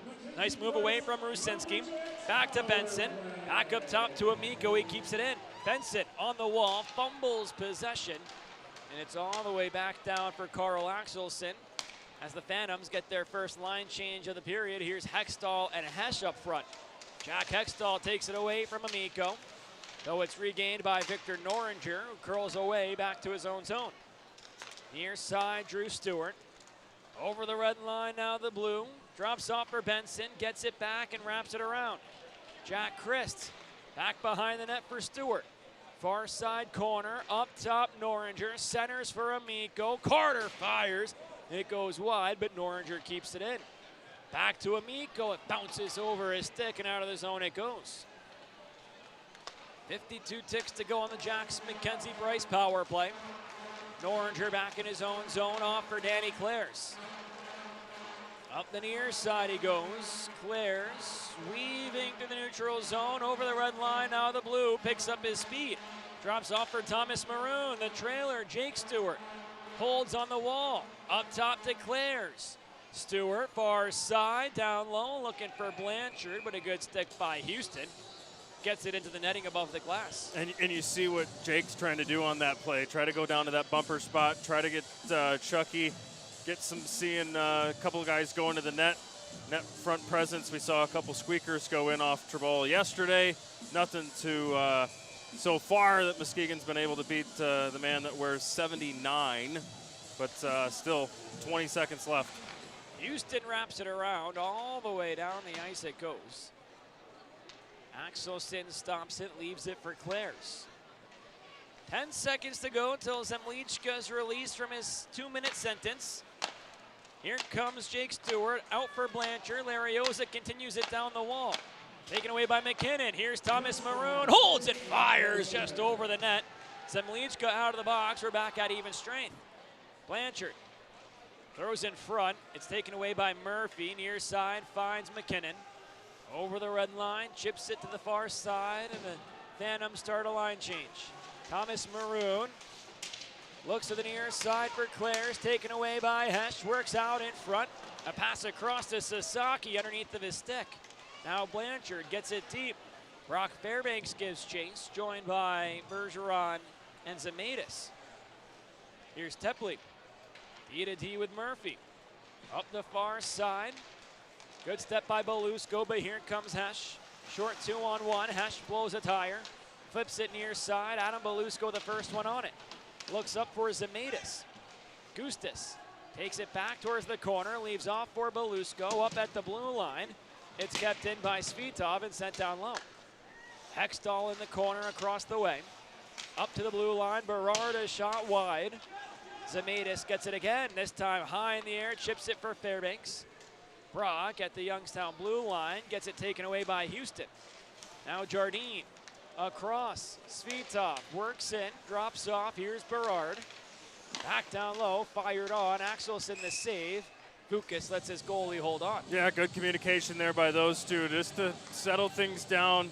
Youngstown, strong start. The first two periods come out certainly with the wheels, but Muskegon trying to take that away from him here, at least in the start of the third. Face-off will be far side of the Jacks end, who, like you mentioned, have gotten stronger as periods have gone on, but it's the starts that are dominated by Youngstown at the beginning of each frame. And a team like Youngstown, they'll make you pay with how prolific they are scoring, and in a game like this, one goal could be the deciding factor. Drew Stewart, he'll take the draw for the Lumberjacks across from Rusinski. Pushed forward by Ryan, but taken by Amico, so it's a face-off win for the Lumberjacks, who clear the zone. Stewart, the offensive end, protects possession, but it's forced out of the zone by Simpson. He's knocked down to the ice, and for the first time tonight, the Phantoms will go on the power play. It's Victor Noringer who goes to the box for tripping. Yeah, we've seen it a couple times, a bit of just lazy plays from Muskegon that have gone the other way in transition. This one ends up with Noringer in the box, but a good penalty to take because he was off to the races, probably beating the two Jacks guys that were having to stop and start, try to get back on their horse. So first kill opportunity for the Lumberjacks. They sent Christ and Sanderson out, Belusco and Vukas behind them. Rusinski, Jardine, Hextall, Simpson, and Wilson. This is the unit that scored 3 power play goals last night. Rusinski, far side wall down to the corner, met by Vukas. Now Hextall up to the blue line for Wilson. Back to Hextall. Near side, Simpson fires, blocked by Sanderson, and Christ sends it down the ice. The Jacks, they change all 4. Big block there by the captain. Simpson right back in, met by Amico. Heavy check, Simpson knocked down, arm the official, goes up in the air, and Carter Amico is gonna go to the box.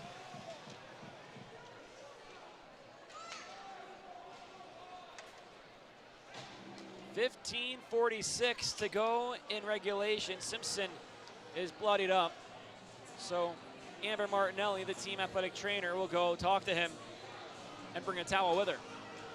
Yeah, the unfortunate part of that, his face went right into the dasher board there.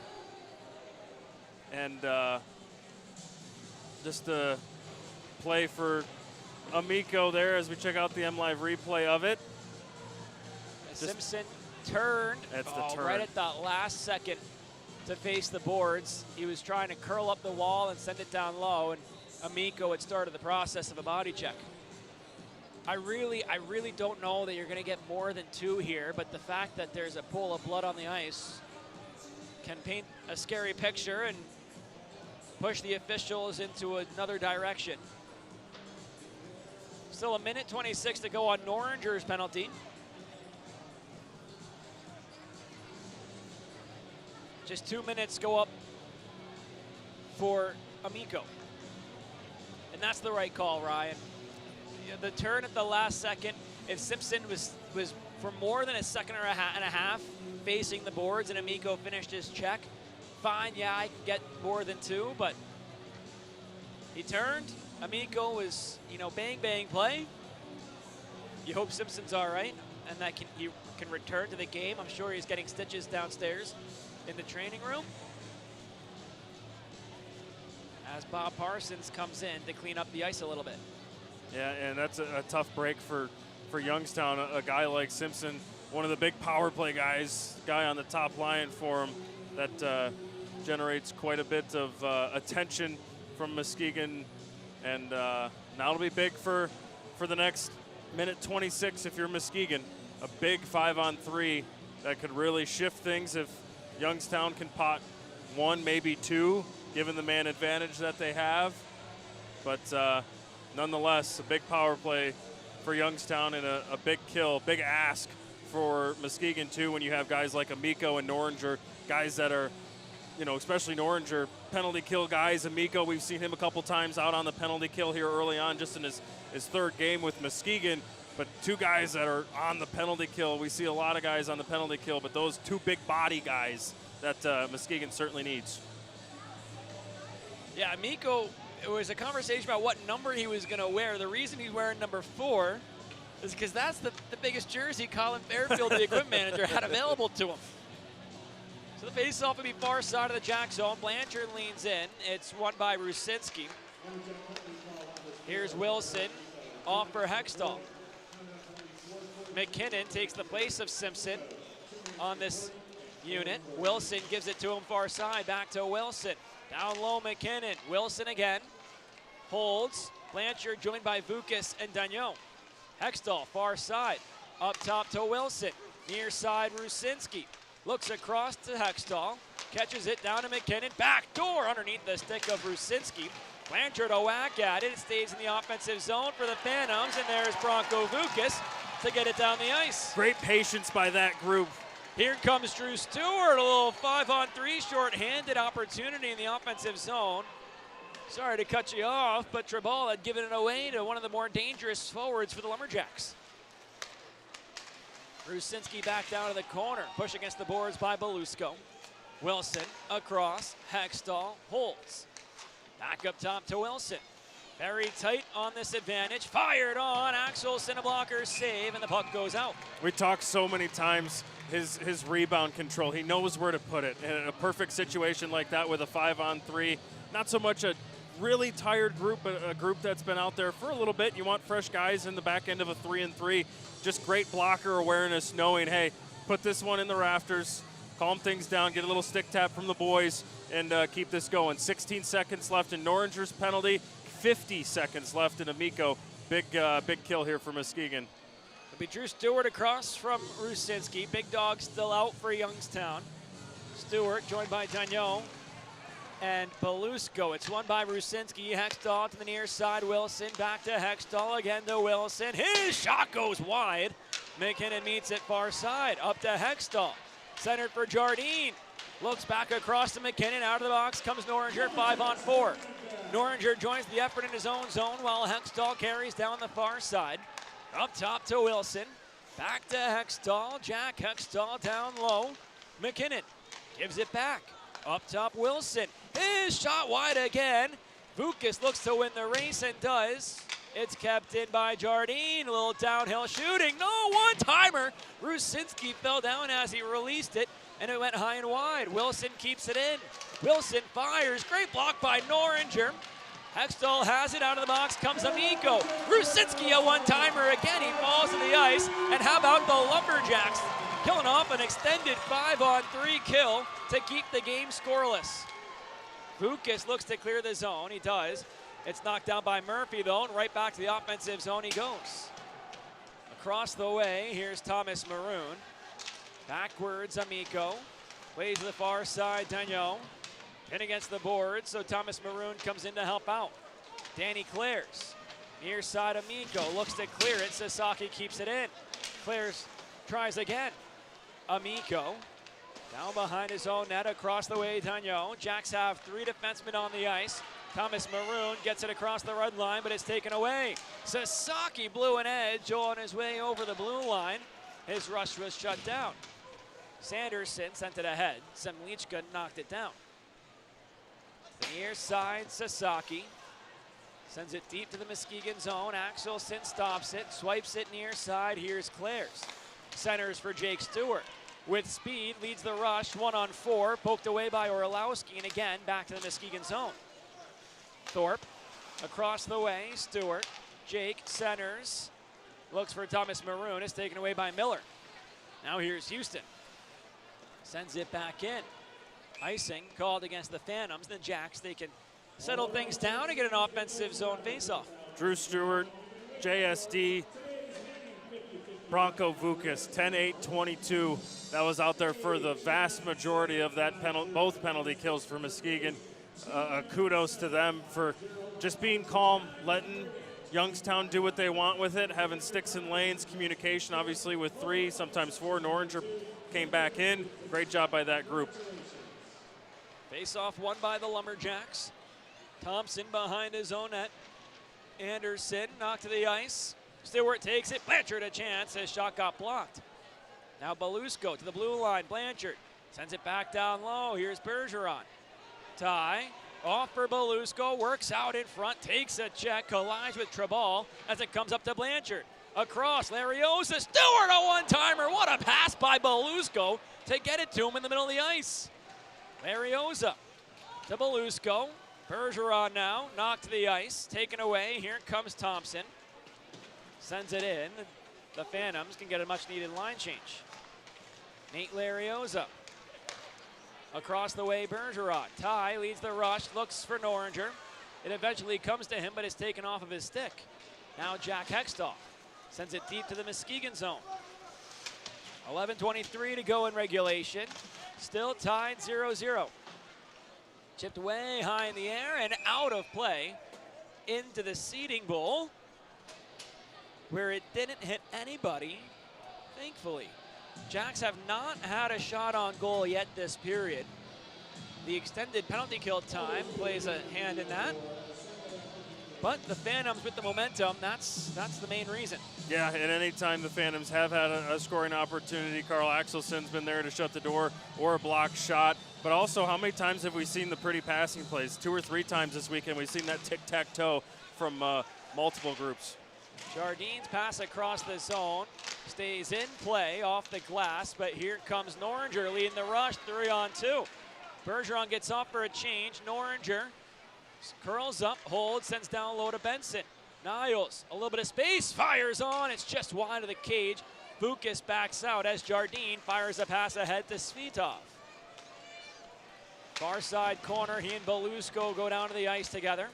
Noringer looks to clear it, he does, finding Benson near side. Niles for Drew Stewart, softly sends it in. Benson gives chase on to Berard. Taken away by Niles. Works to the corner. Back behind the net, to the near side he goes. Amico wants it, gets it at the blue line. Fires a shot! Just wide of the cage, it went off of a skate. Amico looking for his first as a Lumberjack, nearly got it. Now he gets it back towards the offensive zone. Met by Berard, the two jostle with each other while it comes to Rusinski. Now Amico, near side ahead, Sanderson to the offensive zone, cuts to the middle, fires on, and Trabal able to squeeze his arm to his chest, holds on for a stoppage. There's the momentum for the Lumberjacks. A couple of good looks in the offensive zone. Sends us to immediate timeout. The lights will go out inside Trinity Health Arena. We go to a commercial break, and we'll come back, and the Lumberjacks get an offensive zone face-off. You're watching the USHL Game of the Week here on FloHockey and the Lumberjacks Hockey Network on Mixlr. You finally found the perfect car in racing blue. You even got them to throw in the LED fog lights for free. Auto Owners insures your car because some people never learn to parallel park. That's simple human sense. Ask the Jervis Fethke Insurance Agency in Muskegon if auto owners make sense for you. Keep going. More. No, stop! Welcome back inside Trinity Health Arena. Ezra Janello, Ryan Campo along with you. A friendly reminder that this Muskegon Lumberjacks broadcast is brought to you in part by Auto Owners Insurance. For over 100 years, Auto Owners has been dedicated to the independent agency system. Get local support from somebody you know. Whether it's home, auto, life, or business, ask your independent agent if Auto Owners Insurance makes sense for you. You mentioned the momentum before that last commercial break, and you wondered if that would happen with that big penalty kill, the 5-on-3, then the 5-on-4 from the group that was out there. We talked about it earlier. It's taken a little bit for Muskegon to get going in periods. Hasn't been the start that they like, but the finish has been good. Now just got to finish down the last 10 miles here of a scoreless game. Puck comes back into the neutral zone. Amico goes near side to Belusko and gets it back across the way. Sanderson in front of his own bench, flips it near side. It's a race for possession, won by Belusko, partly because Murphy blew an edge. But the Youngstown Phantoms, the offensive zone, Sasaki was behind the defense, and now we know why he was offside. But if he was onside, 15 was barreling down like a bull. He was ready to pick his pocket, and nonetheless. Hesh leans in. Thomas Maroon, his counterpart. Won by ATM, and now here's Claire's. Pushed ahead for Christ. Icing called against the Lumberjacks, so we'll do it again, but this time in the Muskegon zone.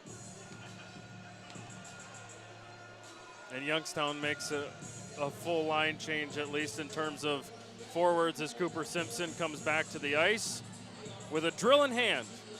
And that means he's going full cage the rest of the way, doing some handy-dandy work. Or actually handing it off to the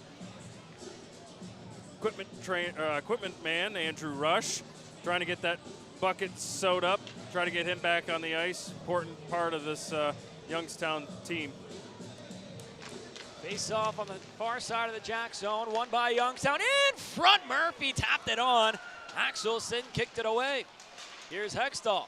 Now Jardine swipes it all the way back to his own zone. Just got the attendance, Ryan, 1777 tonight on a Sunday matinee game. Pretty decent. That would be the second largest crowd in Youngstown this season. Yeah, and not bad given the fact that it's not the the greatest weekend in terms of weather, but still nonetheless Muskegon showing up and showing out just like they do year in and year out for the Jacks here inside Trinity Health Arena. Wilson carries near side. Hextall swipes it forward. Jardine fires a shot wide. Zemlichka can't keep it in. Bergeron got it out of the zone. Taken by Blanchard now. Here he comes. A little bit of space in the offensive zone. Poked off his stick by Tepley, who loses his twig. Up top, Vukas, middle of the slot, fired just wide. It comes back to Dagnon. JSD, he walks to the middle. His shot turned aside, the rebound back to the near side wall, where Zemlichka corrals it and clears it to the neutral zone. Here's Hextall, sends it down to the Muskegon end, rolling. It's picked up by Dagnon. Both teams executing line changes with 8:14 to go in regulation. Vukas wraps it hard in. Schlechtwig, it went off of his stick back to the neutral zone. Here comes Jakub Hesch leading a 2-on-2. His stick lifted by Schlechtwig, puck taken by Vukas. Zemaitis chips it across the way where Amico gets it deep and the whistle is blown. Tepley was shaken up behind the play, but I think the Jacks were just offside. So 7:52 to go in regulation. We get one final media timeout. It's still 5-on-5 when we come back. Rusinski doesn't know why. He might challenge for it. Either way, we're going to a media timeout. Come right back here on FloHockey and the Lumberjacks Hockey Network on Mixlr.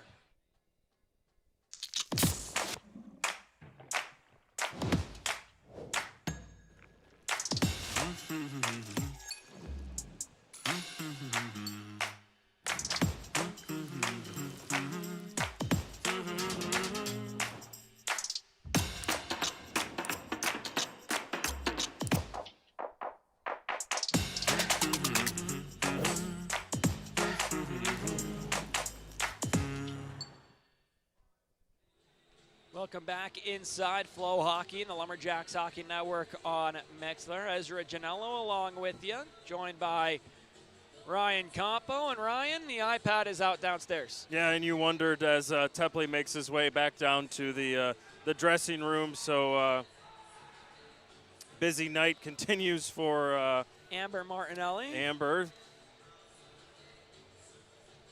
Busy night. Busy night. Yeah. Busy weekend. Yeah. 4-4 for a lot of the people in this building on those benches.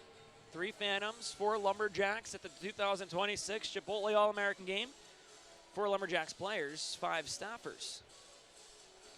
So the referees, Sean Cornock and Bruce Vita Jr., taking a look at the play right before that media timeout. Seeing if there's anything not kosher. And there's nothing that comes out of it. So Youngstown loses their challenge. They lose their timeout. Tie 0-0 game late in regulation. That's a risk. We'll see if it pays off. Yeah, a big risk nonetheless, and a big break for Muskegon because he was leaking just like Cooper Simpson was earlier as he heads for repairs, and the Youngstown bench not happen, as he said some unkind words to the officials on this Sunday afternoon. Ryan Ward not too thrilled with the no call out of the video review. Face-off will come at center ice. Rusinski across from Drew Stewart. Rusinski joined by Simpson, back for his first shift since taking that hit from behind. McKinnon up front alongside him. Simpson sends it in behind the Jacks net to the far side corner. Belusco runs into McKinnon and knocks him down to the ice. Now Rusinski knocked down. Simpson wants a piece of Belusco. It comes away with Amico. Across the way for Noringer, just out of his reach. Victor got a piece of it. And now the Jacks are called offside with 7.5 to go in regulation. We see that time and time again. We saw it even at the World Juniors from Adam Belusco. Just his physicality, but then not afraid to join the rush, get up on the play. We see that so many times, and it feels like the 1777 that's in here in attendance, any scoring opportunity, you're waiting for the roof to blow off because they're excited. They're just as amped as we are, waiting for that first goal to break through, and hopefully it's in the guys that are wearing black and gold. Drew Stewart, Ryan Rusinski again, but Simpson just a bit too antsy on the inside of the ice. Kicks his centerman out. McKinnon takes his place. One back by Stewart. Here's Clares wrapping it around to the far side. Houston the first one on it. It's held up in the corner as it goes over top a couple of sticks. Now McKinnon chips to the near side. Murphy skates into it. He's met by Danny Clares. Good poke by Clares, and now Benson ahead. Here comes Drew Stewart. Noringer far side. Stewart shakes off the contact, finds Noringer. He holds up, protects possession, and leaves off for Larioza. Stewart knocked down. Arm the official goes to the air. To the bench goes Axelson, and the Jacks will have to get back on side with the net empty. Extra attacker on. Here comes Benson up the near side. Into the offensive zone, stays on side, but as it's taken away by Murphy, the Phantoms will go shorthanded, and McKinnon wants to make sure no one's going after Simpson. It's Rusinski who goes to the box with 6:45 to go in regulation. 5th power play of the night for Muskegon, 0 for so far. As we check out the MLive replay of just how the penalty occurred. Oh, well, yeah, you can't do that. And the Lumberjacks, they're taking a look at that replay on the video board, seeing if they want to challenge a play here. Let's take one more look at that behind the net camera and watch where the stick of Rusinski goes up onto Stewart at the side of the net. Drew stays on the ice. He's all right. He's going to take the opening faceoff of this power play, though it's won by Hesh and sent down the ice by the Phantoms and Wilson. Clares gets it from Axelson. The Jacks looking for some Mackenzie Price magic. Stewart up the near side, over the red line, now the blue, cuts across to Clares. Jacks are offside, so we'll have to reset.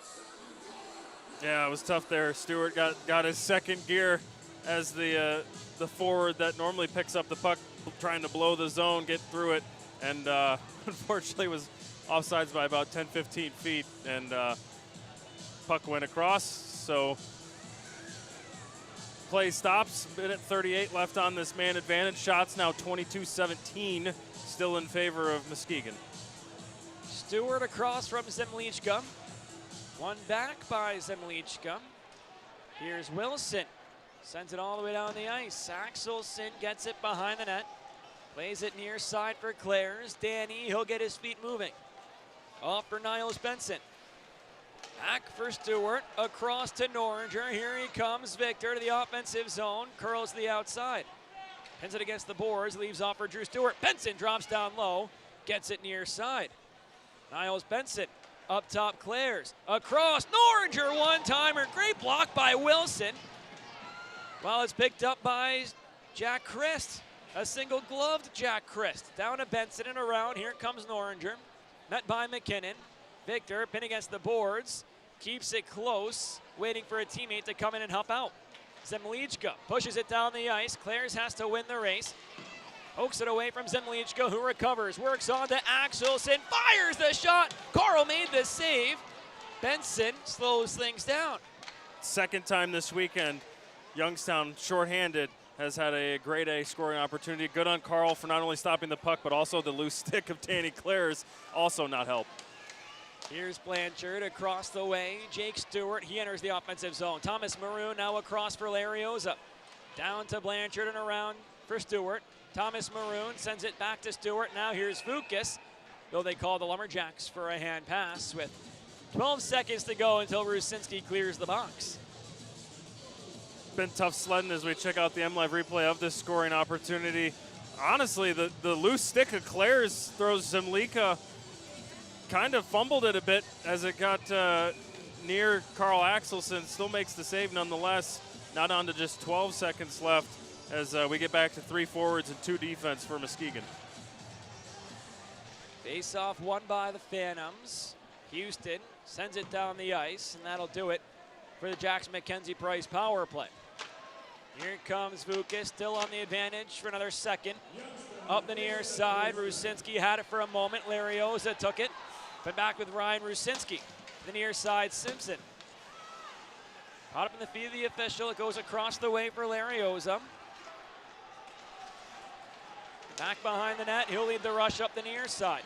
Larioza poked off his stick by Rusinski. Still battles for it. Gets it to Blanchard, who sends it deep. Back up the near side they go. Rusinski wraps it in. Far side, McKinnon. Knocked to the wall by Zemaitis. Carter Amico takes it. Regained by Simpson. He scores! Just 4:06 to go in regulation. And Cooper Simpson, the USHL league leader in points, breaks the scoreless tie. Check out the MLive replay just to rim around. Axelson unable to calm things down. A turnover as Amico loses the puck. And Simpson makes him pay. Fired up with a full cage on now after taking a chop earlier. And now it looks like Simpson might be going to the box. Unsportsmanlike conduct against Cooper Simpson. And the Jacks will go back on a Mackenzie Price power play.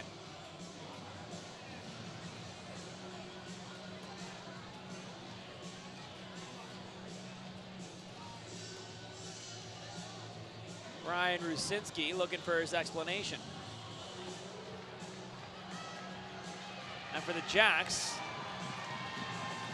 this is the opportunity. This is a gift. You have to take advantage of it.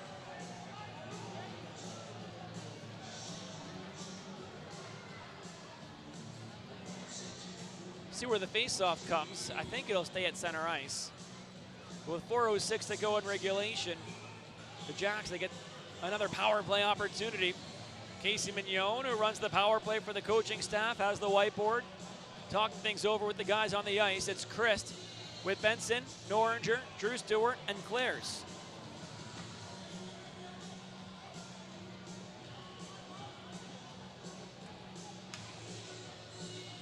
For Simpson, that's his 21st of the season.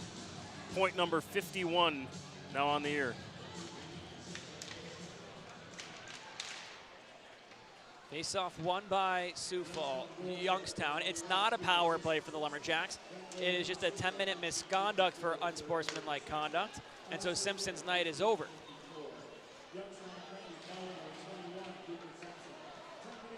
Treball plays far side. Stewart sends it down near side corner. There's an abuse of officials penalty on Simpson. Well, it's sent deep to the Muskegon zone. Icing called against Youngstown. That could be huge if Muskegon was happening to tie it up late. Because of when it happened, he wouldn't be able to see any ice in case of overtime does come about if Muskegon's able to tie it up in the final 3:31.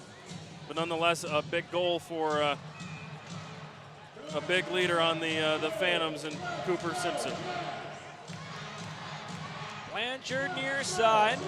Stewart outside. Bergeron inside. Won by Hextall. Across the way, Berard takes a check from Bergeron, clears it out of play and into the team bench so they can change, but the faceoff will be back in the Youngstown end. Just 3:25 to go in regulation. There you see Nate Larioza, 27 points in 30 games in the BCHL this season to start the year. Searches for his first here in the USHL in game number 5.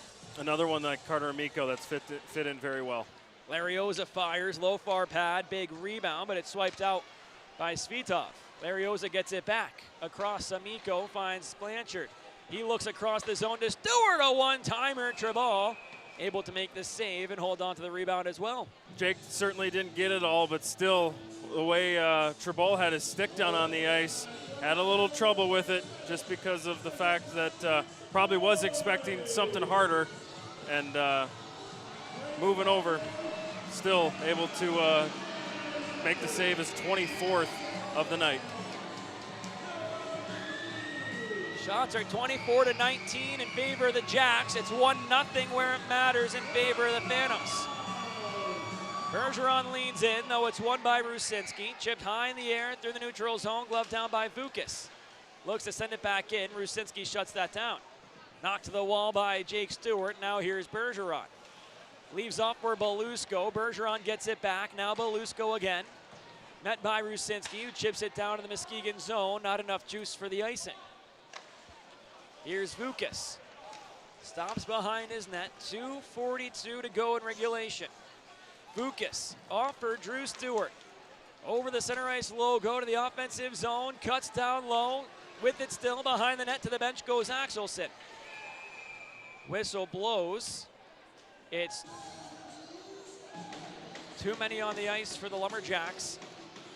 The extra attacker got on before Axelson got to the bench.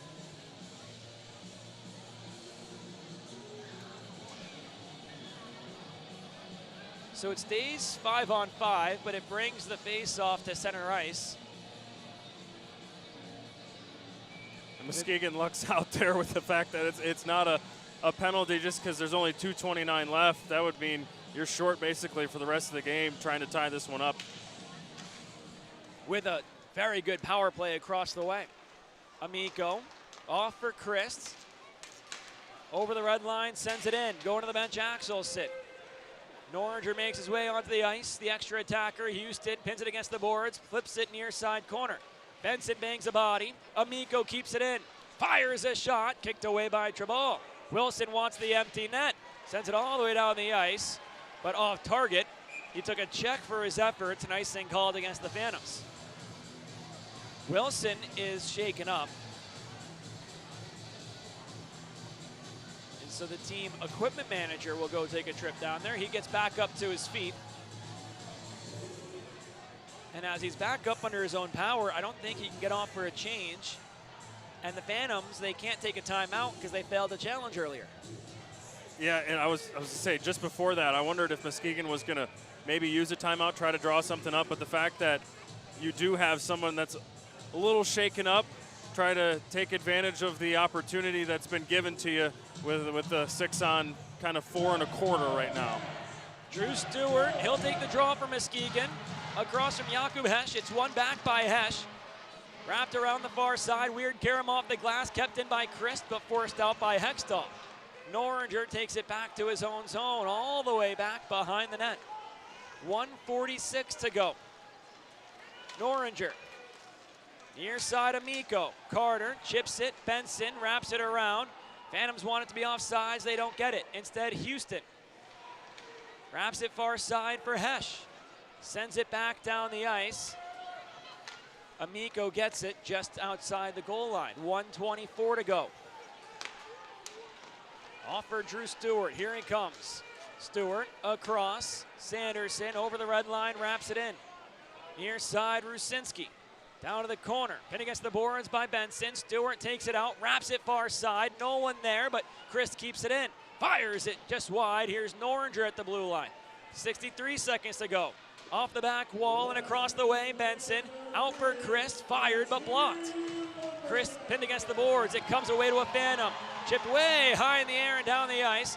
Norringer will have to win a race for icing, and he does, with 48.2 remaining in regulation.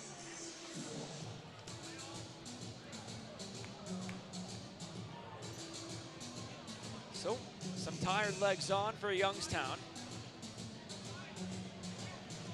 How are they taking their timeout? I thought they challenged a play earlier.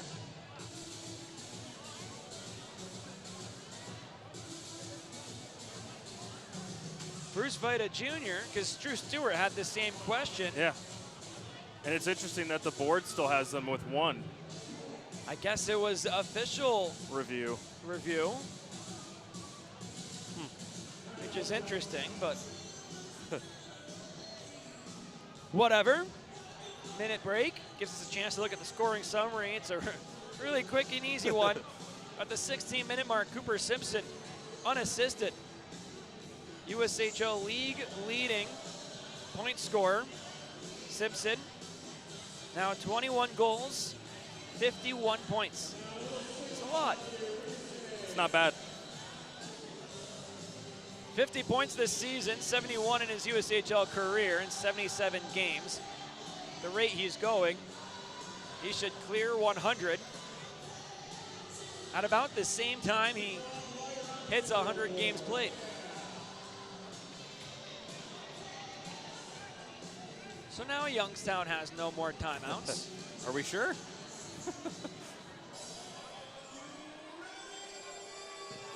And as you expect, both teams loading up with the big boys from either side. 6-on-5 for Muskegon. 48.2 left to tie this one up. Drew Stewart, Ryan Rusinski, near side of the Youngstown zone. Stewart, Sanderson, Benson, Christ with Amico and Noringer.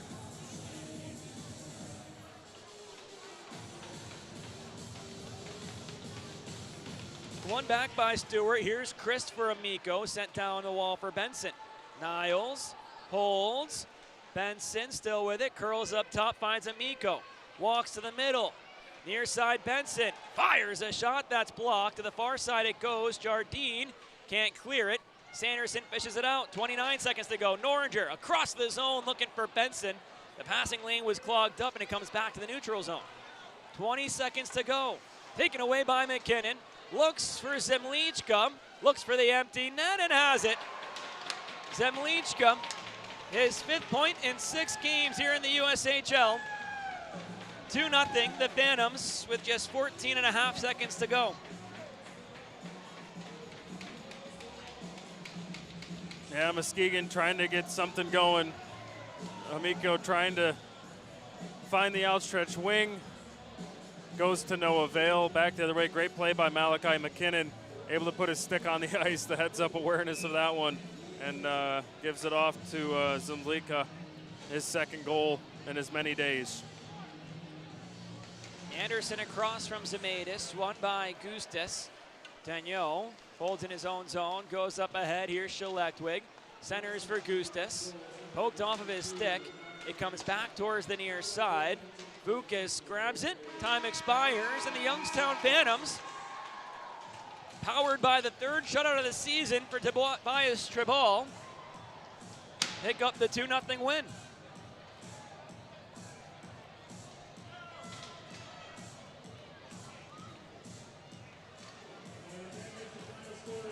So the scoring summary, we had Simpsons in the final 4 minutes, and then Zemlichka from McKinnon in the final 20 seconds, the empty netter. How about the goaltending performances? Obviously with Tribal, right? 25 saves on 20 shots.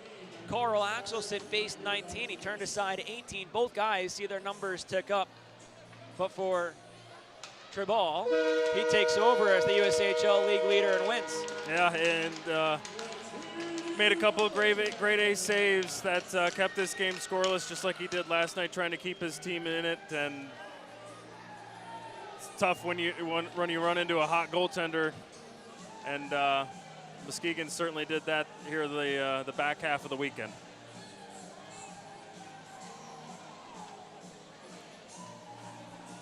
So it's a tough feeling for the Lumberjacks, though. You get 3 out of 6 points. Youngstown 4 out of 6, right? They'll grow that lead in the Eastern Conference just a little bit over the Lumberjacks on the weekend series.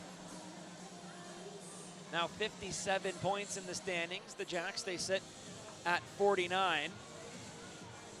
Get set for a big matchup next weekend on the road in Green Bay against the Gamblers on Friday and Saturday night. Yeah, another bit of adversity for this team, just to see, obviously, the way that the weekend started. You start great, a 3-1 victory on the road. You come back home, a raucous crowd, 3,000 in the barn last night, almost 1,800 tonight, and certainly not the way that you had envisioned things would go, but still nonetheless, like you mentioned, 3 out of 6. You keep things at least still in the pack. But you wish things would have gone the other way if you're Muskegon. So we await the announcement of the Ace Hardware grinder of the game, along with the 3 stars presented by Trinity Health. We have it upstairs. We can get started. Chuck Blanchard, the grinder of the game. I think he had a strong performance on his birthday. Yeah, strong weekend, and that line continues. Obviously, no goals for Muskegon, but that line of Ty Bergeron, Jake Stewart, Chuck Blanchard keep things rolling. It's interesting because you get shut out, third time this season that's happened. It puts an end to every point streak that you had, but it gives you an opportunity to kind of grow and get a new point streak started when you return to action next week. Yeah, in a big weekend that will certainly need the point streaks for many to get back on the score sheet in a Green Bay team that, just like this weekend, Muskegon trying to chase down, so a big weekend can go a long way.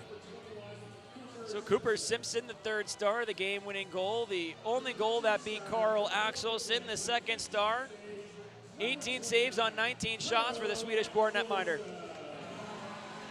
A lot of timely saves, too, just like Tobias Strabal. We expected the goaltender duo that we did, and we certainly got that here this afternoon.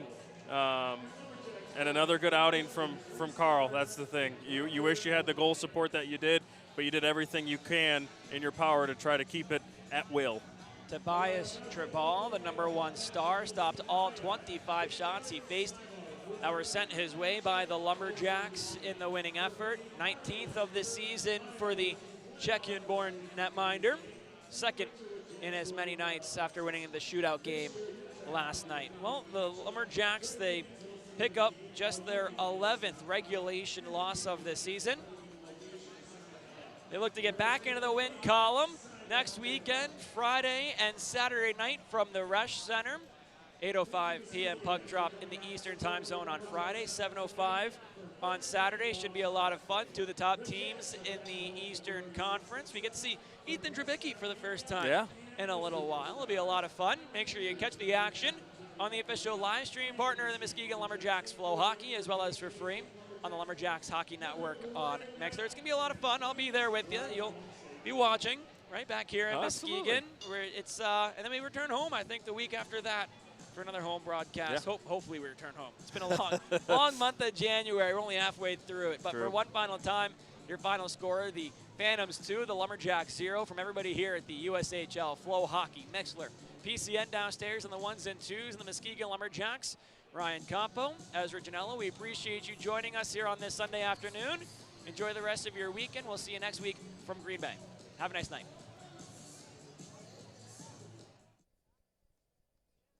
He scored! At FloHockey, we love the game. Every shift, every hit, every goal. From rising phenoms to historic programs, get front row access to hockey's future stars. The AHL, the ECHL, the USHL, the O, the Q, and more. Don't just watch hockey, live it. Get your annual Flo subscription now.